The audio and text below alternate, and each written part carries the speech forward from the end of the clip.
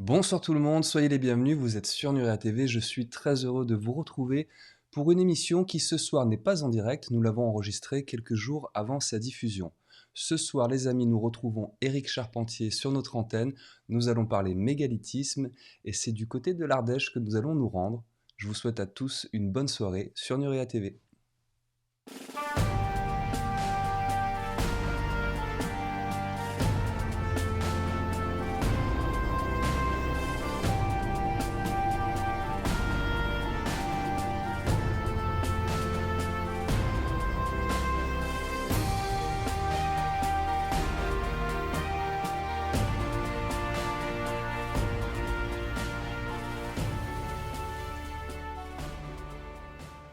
Bonsoir Eric, je suis très heureux de te retrouver sur notre antenne.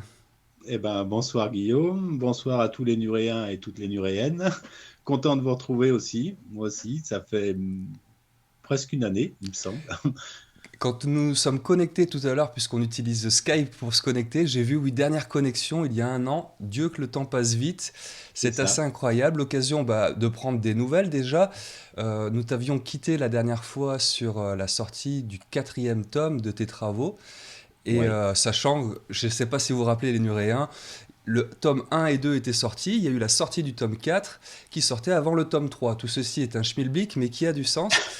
Où est-ce qu'on en est de la sortie de ce fameux tome 3 et quand pourrons-nous espérer découvrir la suite de tes travaux sur le plateau mornantais? effectivement, donc ce tome 3, j'avais plus ou moins envisagé donc une publication pour cette fin d'année, également cette fin 2022. C'était un petit peu mon rythme, hein, donc un petit bâtisseur des sacrés, donc tous les ans. Et là, il se trouve que pour essentiellement des raisons techniques, des petits soucis techniques que j'ai eu cet été, j'ai pas bien pu travailler sur le sujet. Voilà, donc l'émission de ce soir, elle n'est pas tellement liée finalement à la sortie de ce troisième volume. Et cette sortie, je la programme maintenant plutôt, on va dire, pour juste avant l'été prochain. Voilà, si tout se passe bien. On va suivre ça de près. De toute façon, je suis quasi persuadé qu'on aura la chance de faire une émission sur le sujet. Et ce soir, du coup, c'est une petite parenthèse que tu nous proposes, mais on reste dans le mégalithisme. On Ouais, reste tout dans à fait. la logique des travaux que tu mènes depuis déjà de nombreuses années, puisqu'on n'est pas dans le Pilat et sur le plateau mornantais, mais qu'on va basculer du côté du département de l'Ardèche. C'est ça, voilà. Une fois n'est pas coutume, on va sortir un petit peu de mon secteur géographique où j'ai l'habitude de travailler les mégalithes locaux pour se rendre donc en Ardèche, donc qui est un département extrêmement riche en dolmens. Un autre. Euh, on dit même que c'est peut-être le département où il y a la concentration de dolmens la plus importante en France. Donc c'est pas Plus que vers Carnac, etc. Voilà. Alors après, je suis pas allé vérifier ces chiffres, hein, mais on entend dire ça. En tous les cas, dans les offices du tourisme de l'Ardèche, hein. Chacun prêche pour sa paroisse, c'est bien Exactement. naturel. Voilà. Voilà. Et donc, on va voir, on va pas donc examiner, on va dire, tous les dolmens qu'il y a sur le département de l'Ardèche. Comme je l'ai dit, il y en a énormément. On va s'intéresser à trois mégalithes, deux dolmens et puis un menhir. Alors, à contrario des dolmens, les menhirs sont assez rares dans le département de l'Ardèche. D'accord. Officiellement, hein, les scientifiques en dénombrent trois, voire quatre, guère Oui, plus ça sur fait tout le pas beaucoup. Oui. département. Voilà. Et on va s'occuper donc de trois mégalithes, deux dolmens et un menhir, un joli menhir, qui se trouve donc tous les trois sur la commune de Bidon. Un nom atypique. Voilà, donc c'est pas un bidonnage, ce bidon. C'est une petite commune qui est toute mignonne, qui se trouve dans le sud du département de l'Ardèche. Donc on est très très proche, on va dire, du département du Gard aussi. Et puis pas très loin de la vallée du Rhône. Donc voilà, on va le situer tout de suite après. Donc Alors voilà. pour la petite info, c'est un dossier là sur la commune de Bidon dont tu nous avais touché quelques mots lors des témoignages extraordinaires qu'on avait diffusés pour le Oui, dernier anniversaire Nurea TV. Et j'étais assez impatient de découvrir le dossier complet, puisque tu nous en avais vraiment soufflé quelques brides pour nous mettre en appétit. Donc aujourd'hui, on découvre ce dossier que tu as travaillé autour des mégalithes dans le périmètre de cette commune ardéchoise de Bidon. Et ce qu'on va faire, eh ben, je vais te laisser démarrer la présentation. Et puis comme à l'accoutumée, j'interviendrai lorsque j'aurai des questions que j'espère le plus pertinentes possible. d'accord. Voilà. Donc sur cette première diapositive, c'est une petite présentation un petit peu générale, hein. Bienvenue à Bidon, donc, de ce petit village tout à fait caractéristique du sud de l'Ardèche. Et on va donc le situer un petit peu mieux avec une vue euh, sur la diapo suivante. Donc, à la fois au niveau de la France sur la partie droite de la diapo, pour le situer un petit peu par rapport au territoire français, et puis en noir et blanc, donc un zoom sur le sud de la France. Voilà, donc on est un petit peu au sud-ouest de Montélimar, comme je disais tout à l'heure, à une quinzaine de kilomètres à l'ouest donc de la vallée du Rhône, avec Pierre Latte qu'on voit ici sur la diapo. Et puis on est vraiment très très proche d'un lieu qui est extrêmement touristique en Ardèche, c'est Vallon-Pont d'Arc. Qui Hein, n'a pas été faire du canoë-kayak à Vallon-Pont d'Arc, en voilà, tout cas pour nos amis rhône-alpins. et exactement, exactement. Voilà, donc pour situer un petit peu le territoire qui va nous intéresser, on va parler succinctement un petit peu du patrimoine préhistorique qui peut exister sur cette commune de Bidon, et puis même plus généralement, on va dire, sur le sud Ardèche. Je l'ai dit, on est pas très loin de Vallon-Pont d'Arc, mais donc du coup, on n'est pas très loin de la fameuse grotte Chauvet, hein, cette grotte exceptionnelle de l'art pariétal préhistorique. La, la plus vieille manifestation de l'art pariétal que l'on puisse connaître à la préhistoire. Et donc, sur cette commune de Bidon, il avait été créé en 1987, c'est ce qu'on appelle le Préhistorama, alors qui a déménagé depuis, mais qui s'était implanté sur cette commune pour justement présenter un petit peu tout ce patrimoine à l'époque préhistorique qui est assez important. Voilà. L'autre caractéristique de ce sud Ardèche, c'est qu'on a effectivement, outre la grotte Chauvet, on a de nombreuses grottes ornées. Et sur la commune de Bidon, on a notamment la grotte à Tête de Lion. Alors, la Tête du Lion, c'est une grotte préhistorique avec des peintures pariétales. On peut voir d'ailleurs l'une de ces peintures qui date à peu près de 20 000 ans avant notre ère. Donc là, on est très très loin quand même dans la préhistoire. On est dans ce Euh, qu'on appelle le néolithique, c'est ça? non, là, on est dans le paléolithique Paléolithique. supérieur. Voilà. Mais on est quand même bien loin de la période néolithique qui concerne en principe le mégalithisme. Très bien. Voilà. Donc cette grotte du Lion sur la commune de Bidon, alors elle tire son nom non pas d'une peinture d'un lion qu'on pourrait trouver à l'intérieur, mais plutôt du rocher qui ressemble à un lion à l'entrée de cette grotte. Voilà, mais elle est caractéristique un petit peu de cet art pariétal qu'on peut découvrir dans cette partie de l'Ardèche. Et puis, si on passe à la diapo suivante, là, on va faire un bond dans le temps pour arriver en principe à la période du néolithique, qui est celle du mégalithisme, et puis découvrir que sur cette commune de Bidon, on a effectivement quelques mégalithes qui ne sont pas inintéressants. On a plusieurs dolmens, et puis un menhir, donc un de ces fameux menhirs qui jalonnent le département de l'Ardèche, mais qui, comme je le disais, ne sont vraiment pas nombreux sur le département de l'Ardèche. À contrario des dolmens, où là, on a une concentration de dolmens qui est très très importante. Petite question pour se situer dans le temps. Donc, on voyait les grottes pariétales paléolithiques, moins 20 000 ans.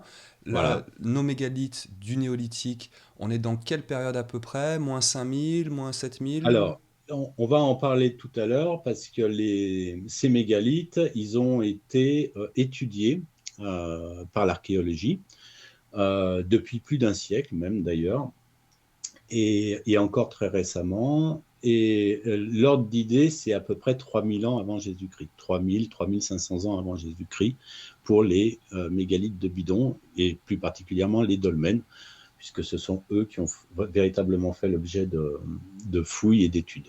Voilà. D'accord, donc à peu près 2000 ans, 1500 ans après Karnak, pour situer un peu la temporalité de ce site mégalithique. Alors, alors Karnak, en On est vers moins Bretagne, 5000. voilà, les débuts, moins 5000, euh, les alignements de Karnak, plutôt aux alentours de moins 4000, D'accord. le début des alignements de Karnak, c'est-à-dire certaines pierres, certains menhirs remarquables des alignements de Karnak, et puis les alignements tels qu'on les connaît aujourd'hui, euh, on est à peu près à la même période.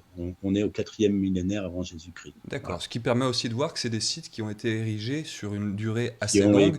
exactement, Les gars ne se sont pas dit, allez, en une semaine, on pose tous les cailloux au milieu du pré et on va c'est voir ce que ça. ça donne. D'accord. Non, non. Ben, au moins, tout le monde pourra à peu près situer dans le temps la, la mise en place de ces sites.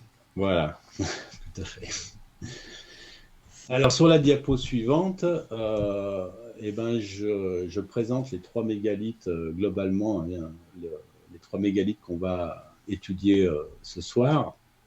Euh, Ces trois mégalithes qui sont vraiment circonscrits dans un tout petit secteur géographique, hein, un cercle de 5 km de diamètre à peine. On peut les découvrir, et c'est d'ailleurs comme ça qu'on les a découverts avec ma compagne, en suivant l'un des circuits du petit livre de Bruno Marc et de Gary Duchesne, qui permet de découvrir différents circuits de dolmens. Alors, ce bouquin-là est sur l'Ardèche, mais Bruno Marc en a fait plusieurs hein, sur le sud de la France essentiellement. C'est toujours très, très intéressant, et c'est vrai que quand on part comme ça en vacances, et c'était le cas il y a 3 ans en arrière, euh, de partir avec ce petit livre et de se dire, tiens, pendant nos congés, on va se faire une petite journée découverte de mégalithes. Alors, ce qui n'est pas inintéressant peut-être de raconter ici, et j'en avais parlé justement dans les aventures extraordinaires, c'est que il y a donc 3 ans en arrière, on était en congé dans l'Ardèche, mais dans le fin fond de l'Ardèche, vraiment dans l'Ardèche sauvage, très très loin, et très très loin de ce site. On aurait eu la possibilité, avec ma compagne, de pouvoir visiter des sites et des circuits beaucoup plus proches de là où on était. Et puis, je ne sais pour quelle raison, j'ai été attiré par ce circuit-là. Alors, Hasard ou peut-être pas. peut-être parce qu'il y avait un menhir, et comme je le disais, ils sont peu nombreux, et moi, j'aime beaucoup les menhirs. Voilà. Et, et donc, on était parti sur, finalement, bien qu'on soit en Ardèche, sur à peu près 1 heure et quart de route pour aller visiter ceux de la commune de Bidon. Et, et puis, le programme qu'on s'était fait sur cette journée-là, puisqu'à Bidon, il y a énormément de dolmens, consistait à visiter non seulement le menhir, mais à peu près une douzaine de dolmens du coin. Et là, ça ne s'est pas passé comme ça. Ça ne s'est pas passé comme ça dans la mesure où, malgré qu'on disposait du petit bouquin de Bruno Marc, qui explique les itinéraires à prendre pour aller trouver les dolmens, on n'a pas arrêté de se paumer toute la journée. Il y a pas encore de GPS qui Ouais, répertorie les alors ça dolmens. aurait peut-être mérité que je prépare cette excursion un petit peu mieux que, que ce que j'en avais fait. J'étais juste parti avec le bouquin, effectivement, sous le bras. Et en définitive, en fait, sur la journée, au lieu de faire une douzaine de dolmens et le menhir, on a fait 2 dolmens et le menhir. Voilà. Donc, on n'a fait que 3 mégalithes, et c'est les 3 mégalithes que je vais présenter ce soir.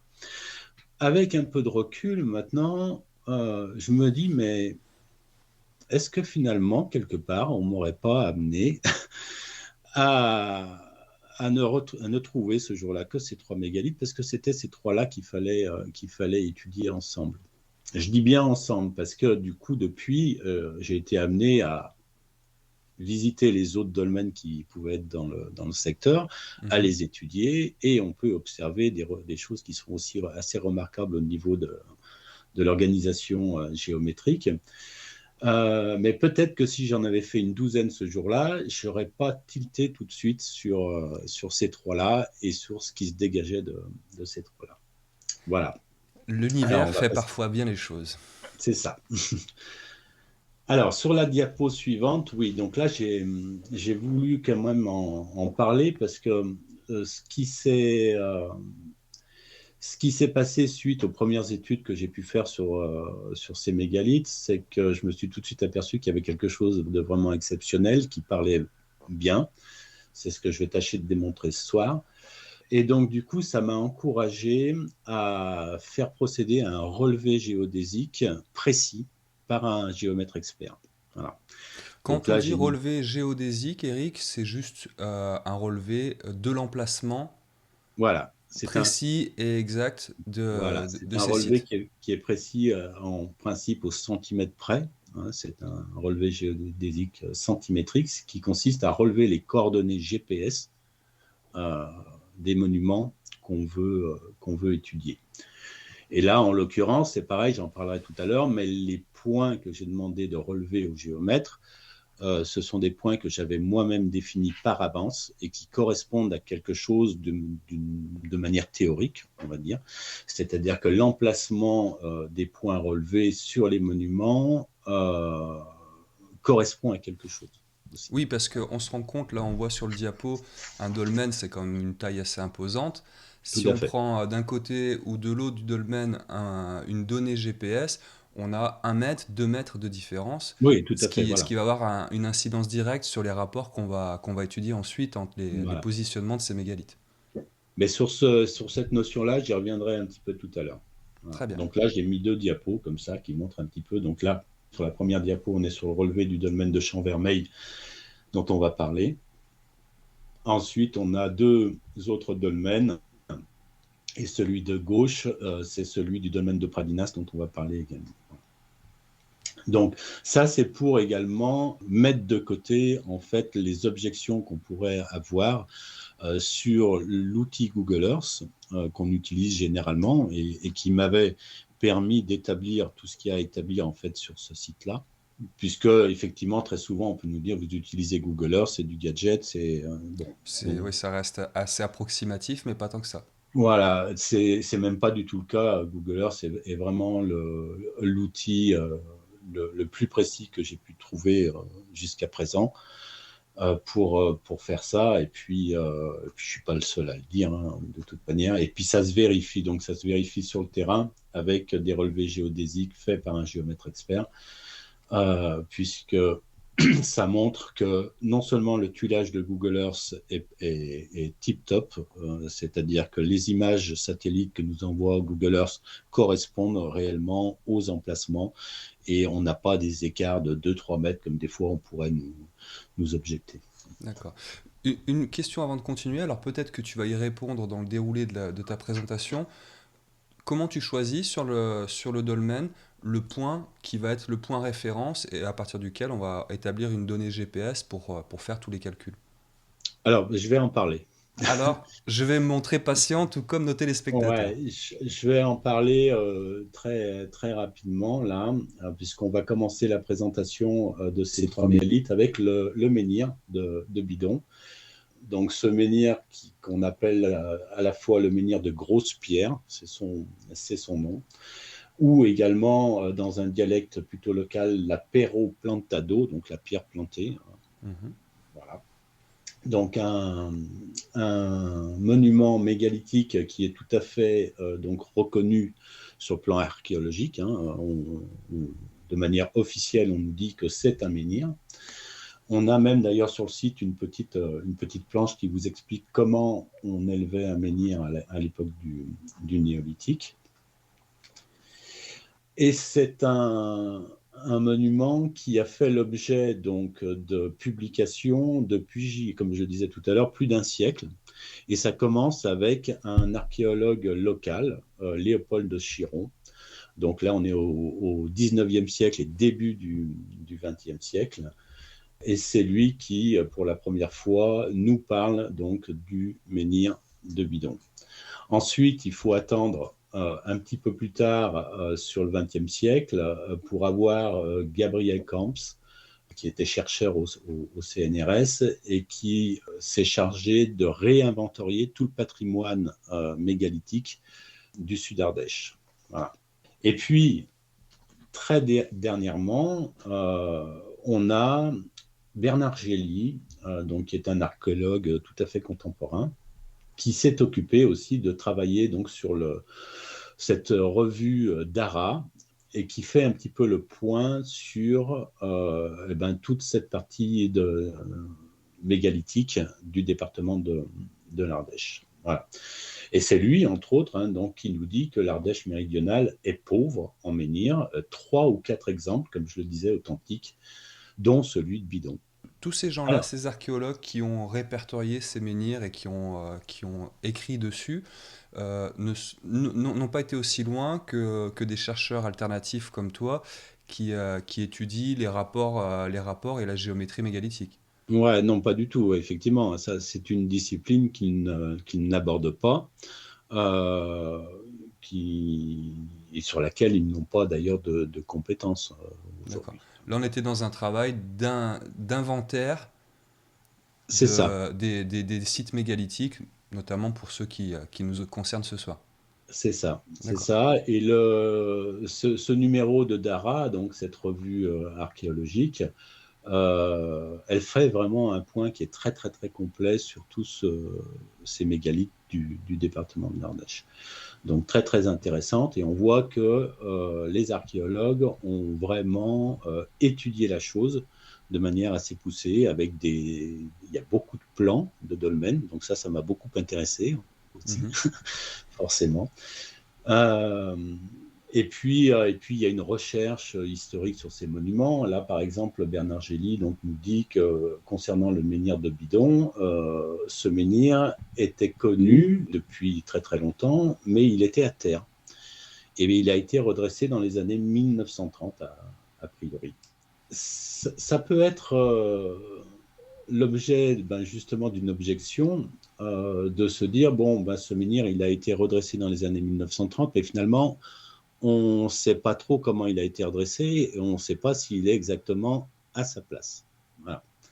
Alors, c'est pas faux, même si on sait d'une manière générale, et notamment avec ce qui s'est passé à Carnac, que quand on replante un menhir, quand on redresse un menhir, en général, on retrouve en fouillant le sol donc les pierres de calage du monument. Mhm. Euh, et c'est en général ce qui permet de repositionner le menhir. Là, on n'a aucune information sur la manière dont ça s'est passé pour le menhir de Bidon, donc on ne sait pas.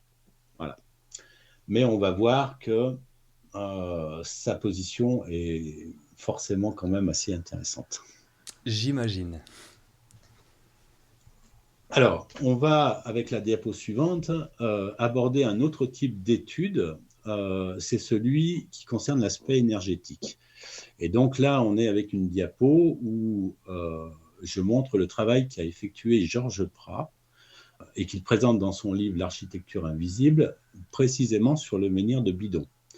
Donc ça aussi, c'est une chance, puisqu'à l'époque où j'ai commencé à faire ces études moi-même sur ces mégalithes, j'étais pas très versé dans l'aspect énergétique. Depuis, j'y remédie quand même pas mal, au point même qu'aujourd'hui, l'aspect énergétique prend de plus en plus d'importance dans les études que je mène, mais à l'époque, ce n'était pas le cas, et je n'avais finalement que les études de Georges Prat sur ce menhir pour pouvoir m'orienter. Donc, l'idée un petit peu générale, c'est qu'un menhir, pas forcément le menhir de Bidon, est toujours situé au croisement de ce qu'on appelle les réseaux géomagnétiques. Donc, on connaît le réseau Hartmann, le réseau Curie en géobiologie. Et puis également, souvent sur des croisements d'eau Mhm. et des croisements de failles. Voilà. Et ça semble se confirmer donc sur le site du menhir de Bidon, puisque c'est le relevé qu'en a fait Georges Prat. Est-ce que c'est fréquent que les menhirs soient situés sur des croisements aussi importants? Là, on voit que tout se croise en un point donné sous ce menhir. Est-ce que c'est Oui, une caractéristique qu'on retrouve régulièrement à un tel degré avec autant de lignes qui se croisent à cet endroit? alors, moi, pour les prospections que je mène maintenant dans ce domaine, je le vérifie, D'accord. effectivement. On était encore tout début novembre, là, en Lozère, à se balader et aller voir des nouveaux mégalithes, des nouveaux menhirs. Et puis, bah, maintenant, j'essaye de prospecter un petit peu cet aspect énergétique. Et bah, les menhirs qu'on a fait, on retrouve ça. C'est-à-dire que le menhir est effectivement positionné sur des croisements d'eau, des croisements de failles, du croisement du réseau Hartmann ou du croisement du réseau Curie, ou voire les deux, comme à Bidon. Euh, c'est assez marrant parce qu'un réseau Hartmann, c'est un réseau euh, orienté nord-sud, orienté sur les axes cardinaux. Et là, on a fait deux petits menhirs sur le département de la Lozère, donc dernièrement. Le premier, le menhir en lui-même, est orienté nord-sud. Et sur ce menhir-là, on a ce réseau Hartmann qui est nord-sud. Les dimensions du menhir reprennent globalement les réseaux souterrains qui passent, c'est-à-dire que le courant d'eau qui passe fait la largeur du menhir, et puis dans l'autre sens, c'est la même chose. Et puis le second menhir qu'on a fait, lui, était orienté à 45 degrés, et lui, il était sur un croisement du réseau Curie, qui lui-même est à 45 degrés. Voilà, il y a des choses comme ça qui matchent assez bien, sans que forcément on s'en rende compte de prime abord quand on est sur place, bien sûr. Ce qui est Voilà. assez incroyable, et ça amènera d'autres réflexions, et je pense qu'on aura d'autres échanges dans les mois et années à venir là-dessus, mais c'est de se dire que ces bâtisseurs de mégalithes, d'une manière ou d'une autre, avaient connaissance de ces réseaux et de tout ce qui, du croisement de tout Très ça. certainement. Est-ce que c'était une connaissance explicite ou intuitive? Ça, on peut être dans un questionnement, mais en tout cas de se dire que ils ne sont pas mis là par hasard et qu'on retrouve aussi en parallèle ce que tu vas nous montrer un peu plus loin, les relations entre les positions de ces Oui, mégalithes qui elles aussi font sens. Donc, c'est un ça, ensemble. ça laisse, ça laisse envisager des théories qui sont assez incroyables, notamment du point de vue de la relation entre la nature et les mathématiques et la géométrie. C'est ça. Voilà. Euh, et puis ça va quand même très très loin, hein. Je Le- commence à imaginer jusqu'où ça peut aller, c'est ouais, vertigineux. ouais. Sur le croquis qu'on voit là à l'écran donc de Georges Prat et l'étude de ce menhir de bidon, donc il y a tous ces réseaux dont on vient de parler, mais il y en a d'autres encore. Il fait figurer trois réseaux dont on va reparler tout de suite après, qui sont des réseaux de type flux sacré. Donc le flux sacré, c'est un terme qu'utilise Georges Prat lui-même. D'autres géobiologues utilisent d'autres termes, mais je vais y revenir. Et puis, j'ai représenté en violet un point, ce qu'on appelle un point d'abaissement vibratoire. C'est un point qui n'est pas sur le menhir, là, qui se trouve en dehors du menhir. Et c'est un point on l'appelle un point d'abaissement vibratoire parce que c'est un point sur lequel il n'y a pas d'énergie. C'est un point, si tu te positionnes toi-même physiquement à cet endroit, Mhm. ton corps va se vider en énergie. Et ça, c'est quelque chose qui est intéressant parce que cette notion de point d'abaissement vibratoire, on les retrouve dans les édifices religieux. Et on les retrouve notamment à l'entrée des édifices religieux, c'est-à-dire aux portes.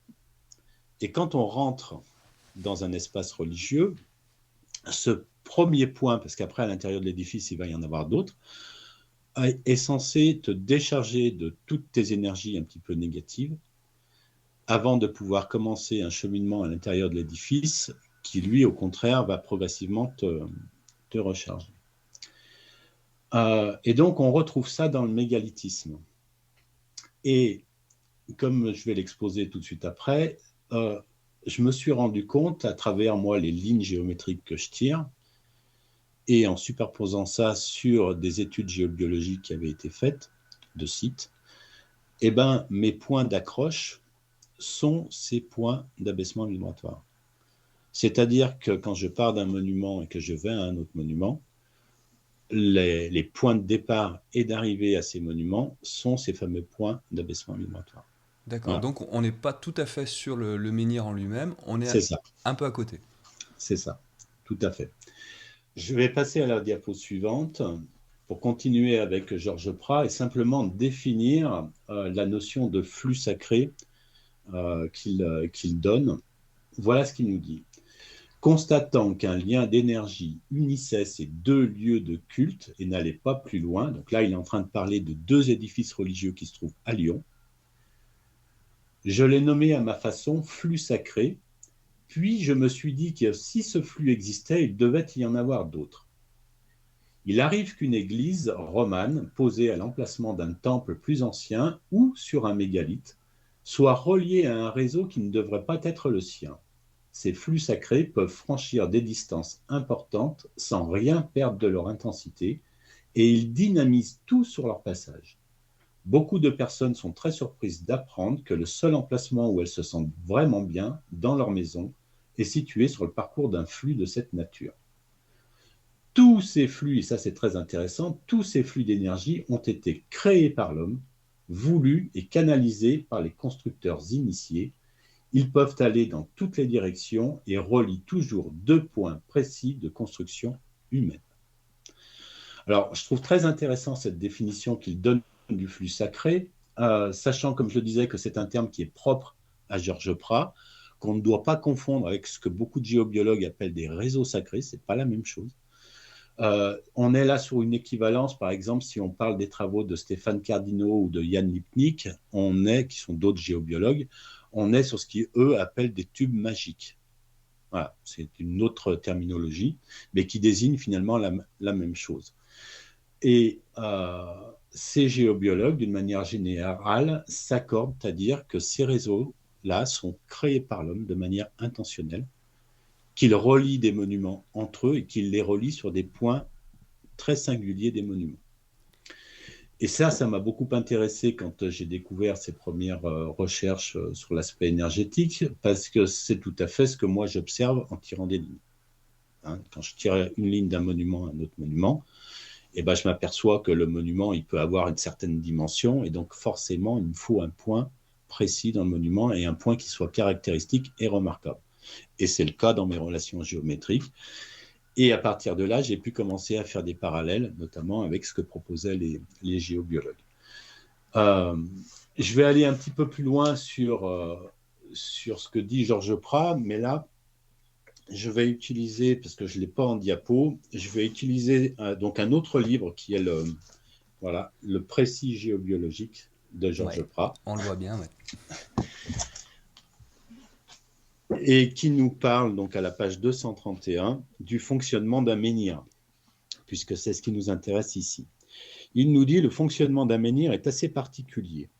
En tant qu'aiguille d'acupuncture, il provoque la sortie d'une énergie spiralée toujours positive. Ici, il n'y a pas de respiration comme dans les phénomènes naturels. L'énergie d'un menhir au repos est assez faible et sa cheminée réduite. Il faut trouver un point d'acupuncture secondaire près de lui et l'activer.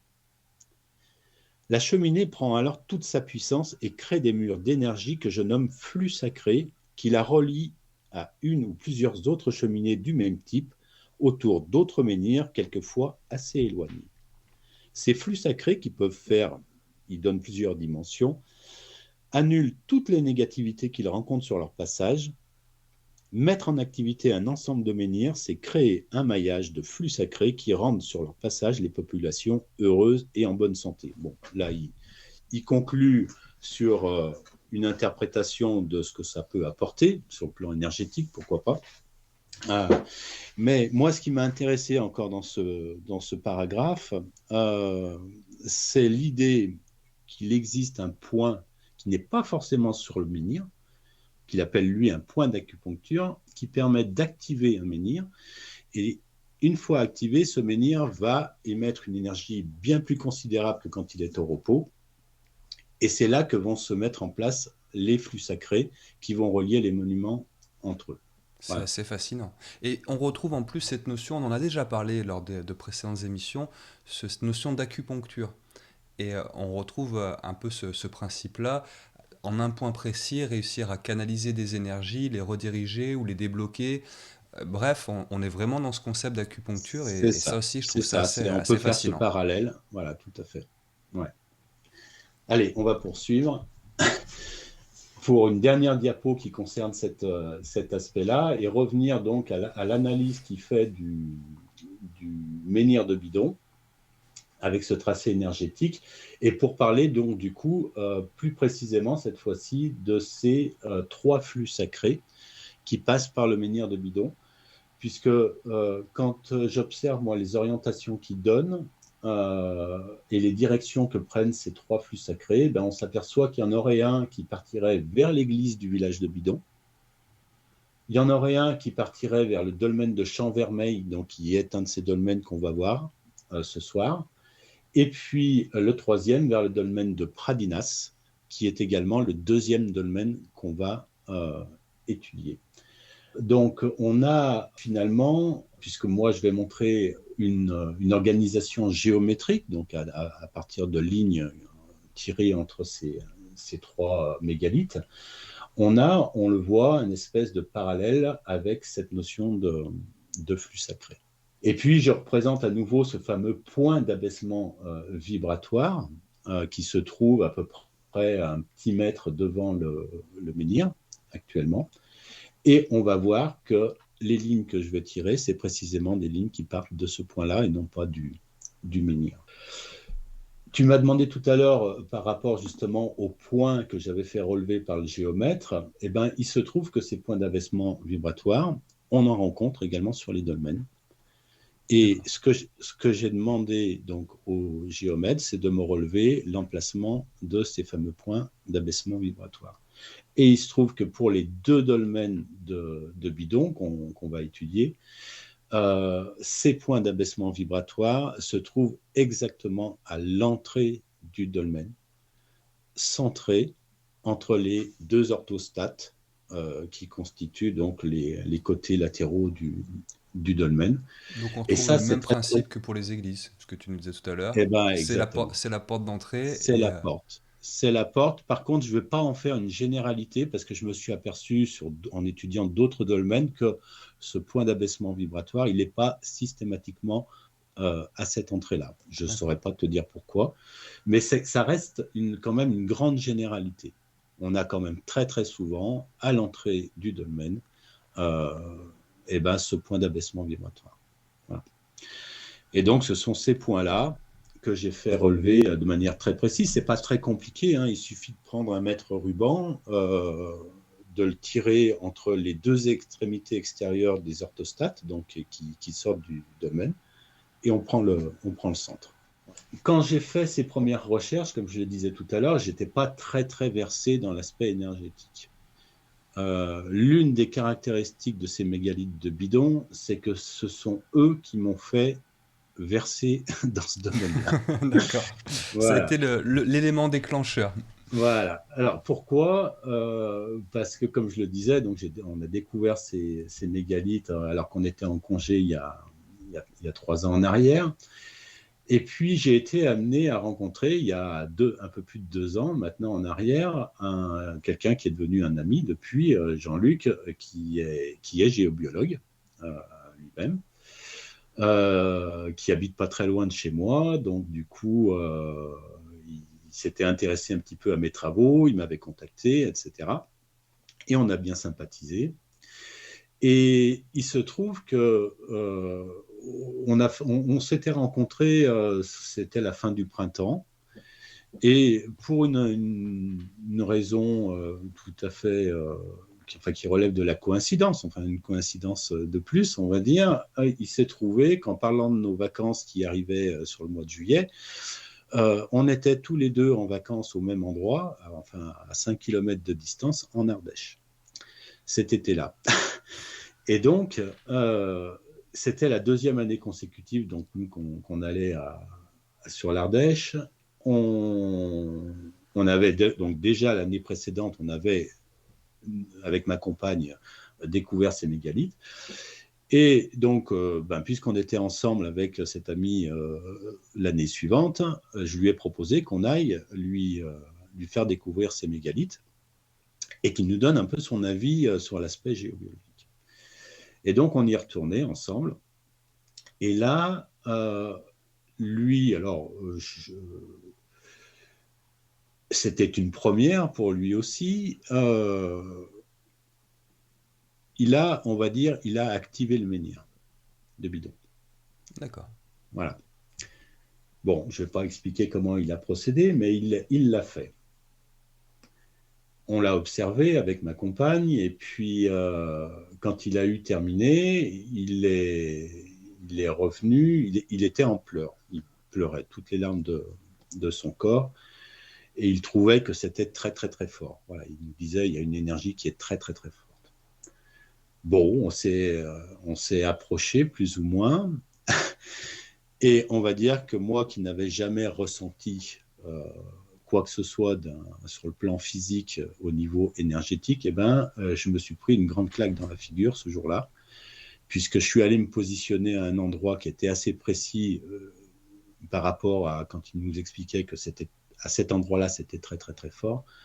Et là, oui, pour la première fois de ma vie, il a fallu pratiquement un demi-siècle pour que je ressente quelque chose à ce niveau-là, quelque chose qui vienne de l'invisible. Voilà, je me suis mis, je décris souvent ça comme un peu comme une bouteille de Perrier, tu vois, quand tu bois une bouteille de Perrier, ça se met à pétiller de partout. Et ben là, voilà, c'est monté progressivement par les jambes et ça pétillait de partout dans mon corps. Wow. Donc ça a été une expérience pour moi qui a été très très importante puisque pour la première fois de ma vie, je me suis rendu compte que j'étais capable de ressentir quelque chose qui relève de l'invisible. Et donc c'est ce qui m'a amené du coup depuis à m'intéresser beaucoup plus à la question, à me former puisque je me suis formé en géobiologie également. J'ai suivi les formations de Françoise Dautel qui est une ancienne élève elle-même de Georges Prat dont je parlais précédemment. Voilà. Mais j'imagine que ce ressenti, justement, parce que expérimenter quelque chose, c'est vraiment quelque chose d'irremplaçable par Ah rapport à ben la bien sûr, théorie. Ça a dû faire exploser ton champ d'investigation sur les mégalithes. eh ben oui. J'imagine que tout. Tu parlais de la bouteille de Perrier, mais même d'un point de vue mental et construction théorique autour des mégalithes, Eh ben ça a bien été une sûr, explosion. bien sûr. Bien sûr, ça a été vraiment pour moi un grand bouleversement et c'est la raison pour laquelle j'avais voulu aussi présenter ces mégalithes lors du témoignage extraordinaire, parce que même si pour beaucoup de personnes ça n'a rien d'extraordinaire, pour moi c'était extraordinaire. Le ressenti que tu viens de nous décrire, je pense qu'on rentre typiquement dans le cadre des témoignages extraordinaires. C'est C'est ça, l'invisible qui nous fait découvrir euh, autre chose que ce que nos simples regards peuvent percevoir et nos sens bien sûr. habituels. Et puis, encore une fois, ces notions-là, ce sont des notions que je connaissais depuis longtemps, pour en avoir entendu parler, pour avoir côtoyé d'autres géobiologues, etc. Euh, mais, mais voilà, c'est quand tu ne vois pas et que tu ne ressens pas, tu te dis toujours, bon, à un moment donné, voilà, quelle est la part de réalité dans tout ça? Oui. Et puis, jusqu'au jour où, comme je le disais, tu te prends une grande claque dans ta figure parce que ça t'arrive à toi-même. Et que Voilà. c'était des témoignages à prendre au premier degré ce qui t'était rapporté avant que tu le vives, c'est-à-dire qu'on est Voilà. vraiment sur un phénomène physique intense. Et Voilà. du coup, ce pétillement que tu décris, tu as senti que d'un point de vue énergétique, ça te rechargeait ou c'était autre chose? Alors, pour être très franc avec toi, ça m'a même plutôt fait peur. Euh, C'est-à-dire que je ne suis pas resté à cet endroit-là très très longtemps quand j'ai vu ce que ça me faisait. Oui, Donc, j'ai pas en tête l'idée de me dire oh je me sens bien, tout va bien. Toi ouais, non, c'est qu'est-ce qui se non. passe? Ouais, c'est qu'est-ce qui se passe. Voilà, Je comprends. exactement. Exactement. Et puis, alors, je vais raconter une autre anecdote, puisque je n'étais pas tout seul. Ma compagne était là aussi, Sandrine. Et elle a vécu quelque chose d'autre à ce moment-là. Elle n'a pas reçu cette impression physique. Elle n'était pas forcément au même endroit aussi. Mais elle a eu un espèce de flash et elle a vu le menhir, elle a vu le site. Aujourd'hui, le site, il est tout en gravier, bien machiné, et elle a vu le site d'une manière différente. Elle a vu le site, il n'y avait plus du tout de gravier. Elle voyait des grandes dalles de roche sur lesquelles était encastré ce menhir. Et ce qui nous a fait dire, mais là on est dans l'interprétation, que peut-être qu'elle a fait un espèce de flash dans le temps Temporel, ouais. où elle a peut-être revu le site tel qu'il était il y a peut-être des milliers d'années. Voilà. C'est une Ça, autre manifestation de ce qui a pu se passer à ce moment-là. c'est assez bluffant et c'est assez rare finalement qu'on ait ce type de témoignage autour des mégalithes où on a une approche très cartésienne et il faut sur Oui, les rapports, je repense à tous nos amis qui étudient ça, Quentin, Howard, Pierre, il y a cette approche très géométrique, mais on a très peu de témoignages sur les ressentis de l'invisible et sur des manifestations autres qu'on va aborder sur d'autres thématiques Nurea TV, mais pas forcément autour des mégalithes. Et là, c'est assez incroyable de l'entendre et bah, merci pour ce partage. non, mais j'hésite pas justement à en témoigner parce que je suis vraiment à la base, moi je fais partie de ces personnes qui n'ont pas ce type de ressenti Oui, oui, je sais bien. initialement. Et je peux aussi maintenant, du coup, confirmer avec ce début d'expérience en la matière que ces choses-là s'apprennent et qu'on peut arriver avec le temps, effectivement, à ressentir des choses. Voilà. Ça fonctionne. Incroyable. Ça fonctionne réellement. Allez, on va poursuivre. Donc, et puis pour clore cette petite anecdote, naturellement, le menhir a été refermé après, désactivé, on va dire en quelque sorte, par notre ami Jean-Luc. Là aussi, il y a une procédure à suivre de manière à ne pas laisser ces choses en fonctionnement. Donc là, simplement une petite présentation sous différentes vues, donc toujours du menhir. Donc quand même une belle bête parce que 3,50 m de hauteur. Il a été christianisé manifestement parce qu'on a une croix sur sa face nord. Mhm. Ensuite, sur la troisième photo, je représente cette distance de 1 mètre qui sépare le menhir du point d'abaissement vibratoire. Et donc de rappeler que ce menhir-là a été redressé dans les années 1930 et dont on ne sait pas forcément s'il est exactement au bon endroit. En tous les cas, moi, ce qui m'a intéressé, c'est de tirer des lignes à partir de ce fameux point d'abaissement vibratoire. Voilà. Et puis, on va passer au deuxième mégalithe, qui est le dolmen de Pradinas. Donc là, on a un petit dolmen qui est bien mignon, alors je passe assez rapidement donc sur la diapo suivante pour dire que ce dolmen a fait le même objet d'étude archéologique que celle que j'ai présentée pour le menhir. Donc on le retrouve, on nous en parle dans ce fameux document d'archéologie, la revue d'Ara, avec des photos qui sont intéressantes, qui datent de 1937. Et ça, c'est pas inintéressant parce que, comme on l'a dit pour le menhir, avec le fait qu'il a été redressé, on peut nous objecter que on connaît pas sa position exacte. Mhm. Et malheureusement, ce dolmen, il y a également une rumeur qui dit qu'il aurait été dynamité, Ah, carrément. carrément. Et donc reconstruit en 1968 avec force béton sur son lieu d'origine. Et ça, c'est vraiment les propos de l'archéologue. Alors là, moi, je ne suis pas d'accord. Je ne suis pas d'accord avec cette rumeur qui, à mon avis, confond deux dolmens. On a sur ce site de Pradinas, donc c'est le nom du lieu, hein, Pradinas, on avait plutôt un autre dolmen qui aujourd'hui a disparu, qui n'était pas exactement à cet emplacement-là, qui était peut-être à moins d'1 kilomètre de celui-ci, mais qui portait le même nom. Ça, on le voit dans les recherches qui ont été faites au 19e et au 20e siècle. Il y a une confusion. Souvent, on parle du dolmen de Pradinas, mais on ne sait pas duquel on parle entre ces deux-là.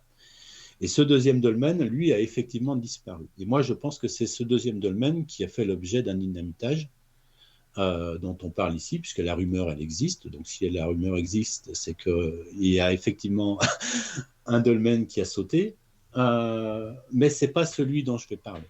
D'accord. Et là, l'archéologue, à mon avis, il s'est un peu laissé tromper dans ce qu'il nous dit par rapport à ce dolmen, parce qu'en gros, il nous explique que ce dolmen, si il a été reconstruit à l'identique, pratiquement, voilà. Or, il suffit d'examiner les photos anciennes, et notamment les photos que lui-même présente dans sa revue, pour voir que le dolmen n'a pas changé. C'est exactement le même. Donc, il n'a pas pu être dynamité, ça c'est une certitude. Il a subi des dommages parce qu'on le verra, il y a une orthostate, l'orthostate de droite, qui a été effectivement recimentée, qui a dû subir quelques dommages. Mais on a, je crois, alors je vais passer rapidement sur les études qui ont été menées sur ce mégalithe pour arriver à celle où on voit une photo dans une revue de ce dolmen avant l'année 1906, donc qui se trouve dans le préhistorique dans l'Ardèche, une revue d'époque. Même si la photo est de mauvaise qualité, on retrouve toutes les caractéristiques du dolmen telles qu'on les voit aujourd'hui. Voilà.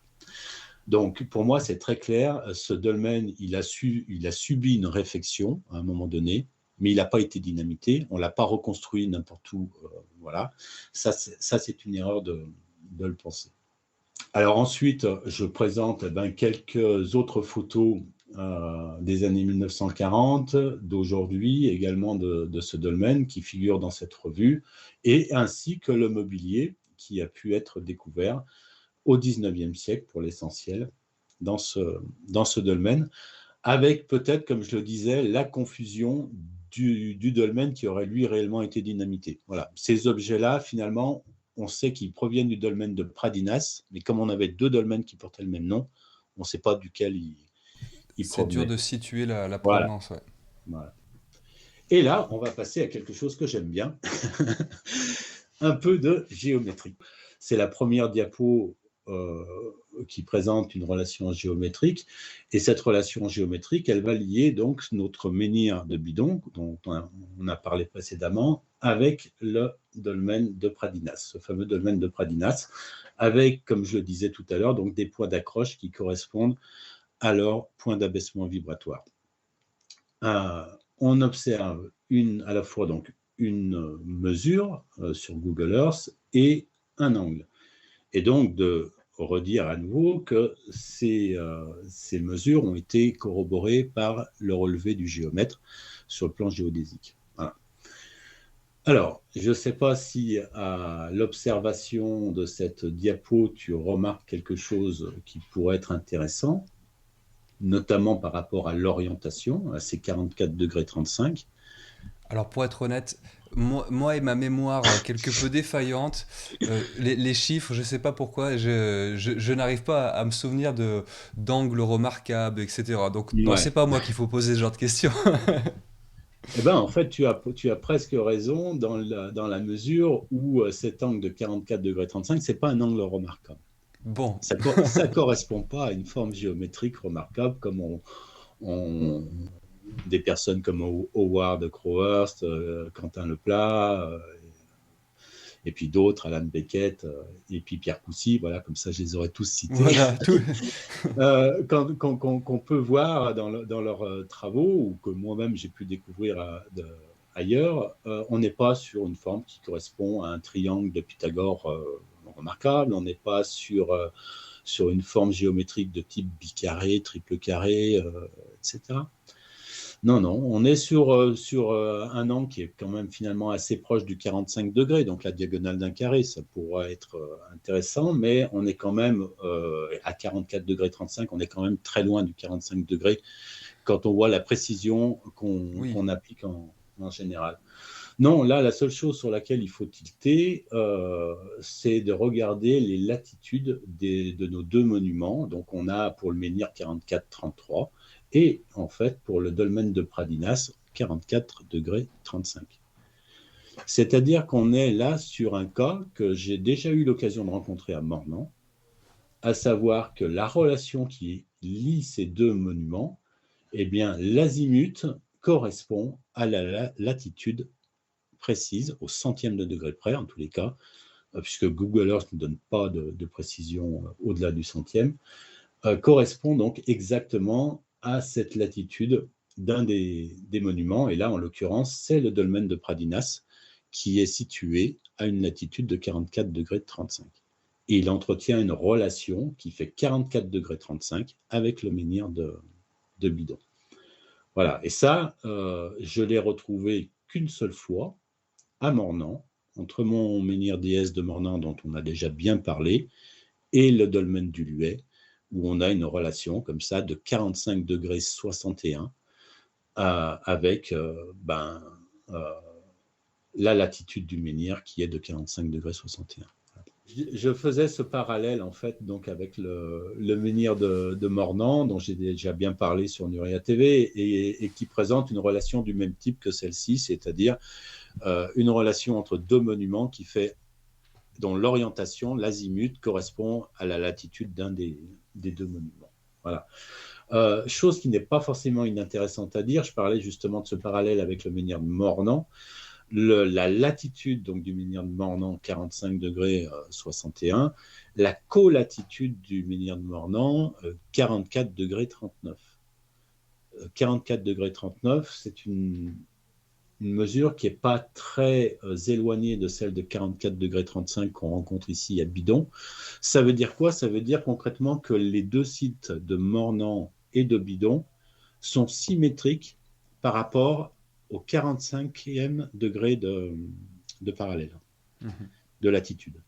Voilà, sur la planète Terre, tu as le 45e degré, qui n'est pas un parallèle inintéressant, hein, puisque c'est celui qui correspond finalement à la moyenne de toutes les mesures de la Terre. On est... voilà. Et je ne vais pas aller plus loin. Non, ça nous ferait partir un peu trop loin. Voilà. Donc là, il y a premier indice d'une organisation mégalithique, cet angle. Deuxième indice, c'est la mesure. 2631,73 mètres. Forcément, ça ne part pas, c'est pas une mesure remarquable comme ça en mètres. On va voir qu'on va la traduire dans un autre système de mesure. Et on va voir que ce système de mesure, c'est très intéressant en ce qui nous concerne, puisqu'il est reconnu de manière officielle par l'archéologie, par l'histoire, et c'est celui qu'on appelle le pied romain. Et pour ça, donc comme je le montre à l'écran, je prends un bouquin qui est une mine sur l'histoire de la construction romaine, et notamment de l'arpentage. Voilà, donc on parle bien d'arpentage, hein, c'est bien le titre du bouquin, l'arpentage romain. Gérard Chouquet, François Favori, ce sont des pontes dans ce domaine-là, hein, ce sont deux scientifiques de renom, tous les deux, qui ont vraiment pignon sur rue. Et si vous voulez connaître la valeur du pied romain officiel en France, celle que tous les archéologues utilisent comme référence, vous prenez leur bouquin, ils le donnent à la ville comme à la campagne, dans le civil comme dans le militaire. La principale unité de mesure des Romains était le pied, dont la valeur classique est de 29,57 cm, et souvent donc arrondi à 29,60, parce qu'effectivement, les archéologues ne vont pas dans le détail. Ce pied de 29,57 cm, c'est celui que l'on trouve en France, en fait. C'est un pied romain que l'on trouve en France et qui émane donc de l'étude de plusieurs cadastres qui ont été étudiés, cadastres romains. Hein, donc là, je te parle de choses sur le terrain qui ont été étudiées par les scientifiques et qui a amené à dire on a un pied romain ici de 29,57 cm. C'est pas tout à fait le pied romain qu'avait défini Ernest Dujardin et qu'il avait retrouvé en étudiant les monuments de Rome, puisqu'on avait un pied romain qui était plus grand, 29,635 cm. C'est une étude d'Ernest Dujardin, on est au milieu du 19e siècle, dans les années 1850, quand il sort sa thèse. Il a étudié plusieurs monuments romains d'Italie, y compris l'étude des fameux étalons qui figurent sur les monuments romains, pour sortir une mesure du pied romain à 29,635, et qui n'est pas celle de 29,57 que nous donnent ici nos deux scientifiques français. Donc là, c'est le pied romain de Gaulle. Voilà, c'est le pied romain de Gaulle, mais moi je veux, alors j'ai pas fait de diapo sur la question, mais je mets en avant un principe dont je parle maintenant de plus en plus, c'est celui qui consiste à utiliser des mesures de pied différents en fonction de ce que l'on veut mesurer. Alors ça, c'est une notion qu'a déjà évoquée Howard Crowhurst à plusieurs reprises, et il est tout à fait dans le vrai quand il parle de ça. Mais par contre, moi j'apporte la précision suivante, c'est de dire en fait ces différents modules de pied qu'on va pouvoir utiliser, ils sont issus du fait qu'on n'applique pas le même pied sur une surface plane que sur une surface courbe. Et quand on veut arpenter sur la courbure terrestre, puisque là on est vraiment sur le terrain, eh ben, il va falloir modifier la valeur d'un pied pour l'adapter à la courbure terrestre. Voilà. Et donc, j'en parle ici parce que je vais en reparler tout à l'heure. Ce pied qu'a retrouvé à Rome Ernest Dujardin 29,635, si vous le divisez par le rapport 441 sur 440, qui est un des rapports correcteurs de courbure terrestre que j'expose, eh ben, vous obtenez 29,57. Voilà. C'est-à-dire que ces deux pieds sont reliés par ce facteur qu'on vient d'utiliser quand on veut adapter un pied à la courbure de la Terre. Un rapport qui est celui de 441 sur 440. Eh bien, à bidon, entre nos deux mégalithes, si vous prenez un pied de 29,57 cm, voilà ce que ça vous donne. Et donc là, je passe à la diapo suivante. Cette mesure de 2631,73 m, elle se traduit exactement par 8900 pieds romains. Donc, on va dire que ce n'est pas forcément un nombre comme ça qui match. Voilà. On voit déjà que c'est un nombre rond. Ouais, c'est 100 fois le nombre 89, il est rond. Avec, pour intérêt pour ce nombre 89, c'est que c'est un nombre premier. Voilà, c'est un nombre premier.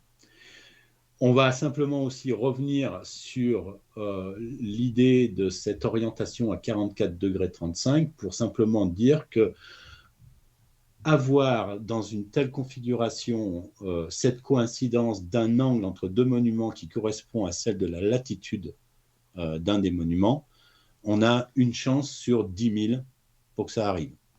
C'est pas mal, hein, il faut s'imaginer 10 000 personnes devant soi et dire, allez, j'en prends une, c'est la bonne. D'un point de vue probabilité, c'est assez probant. Voilà.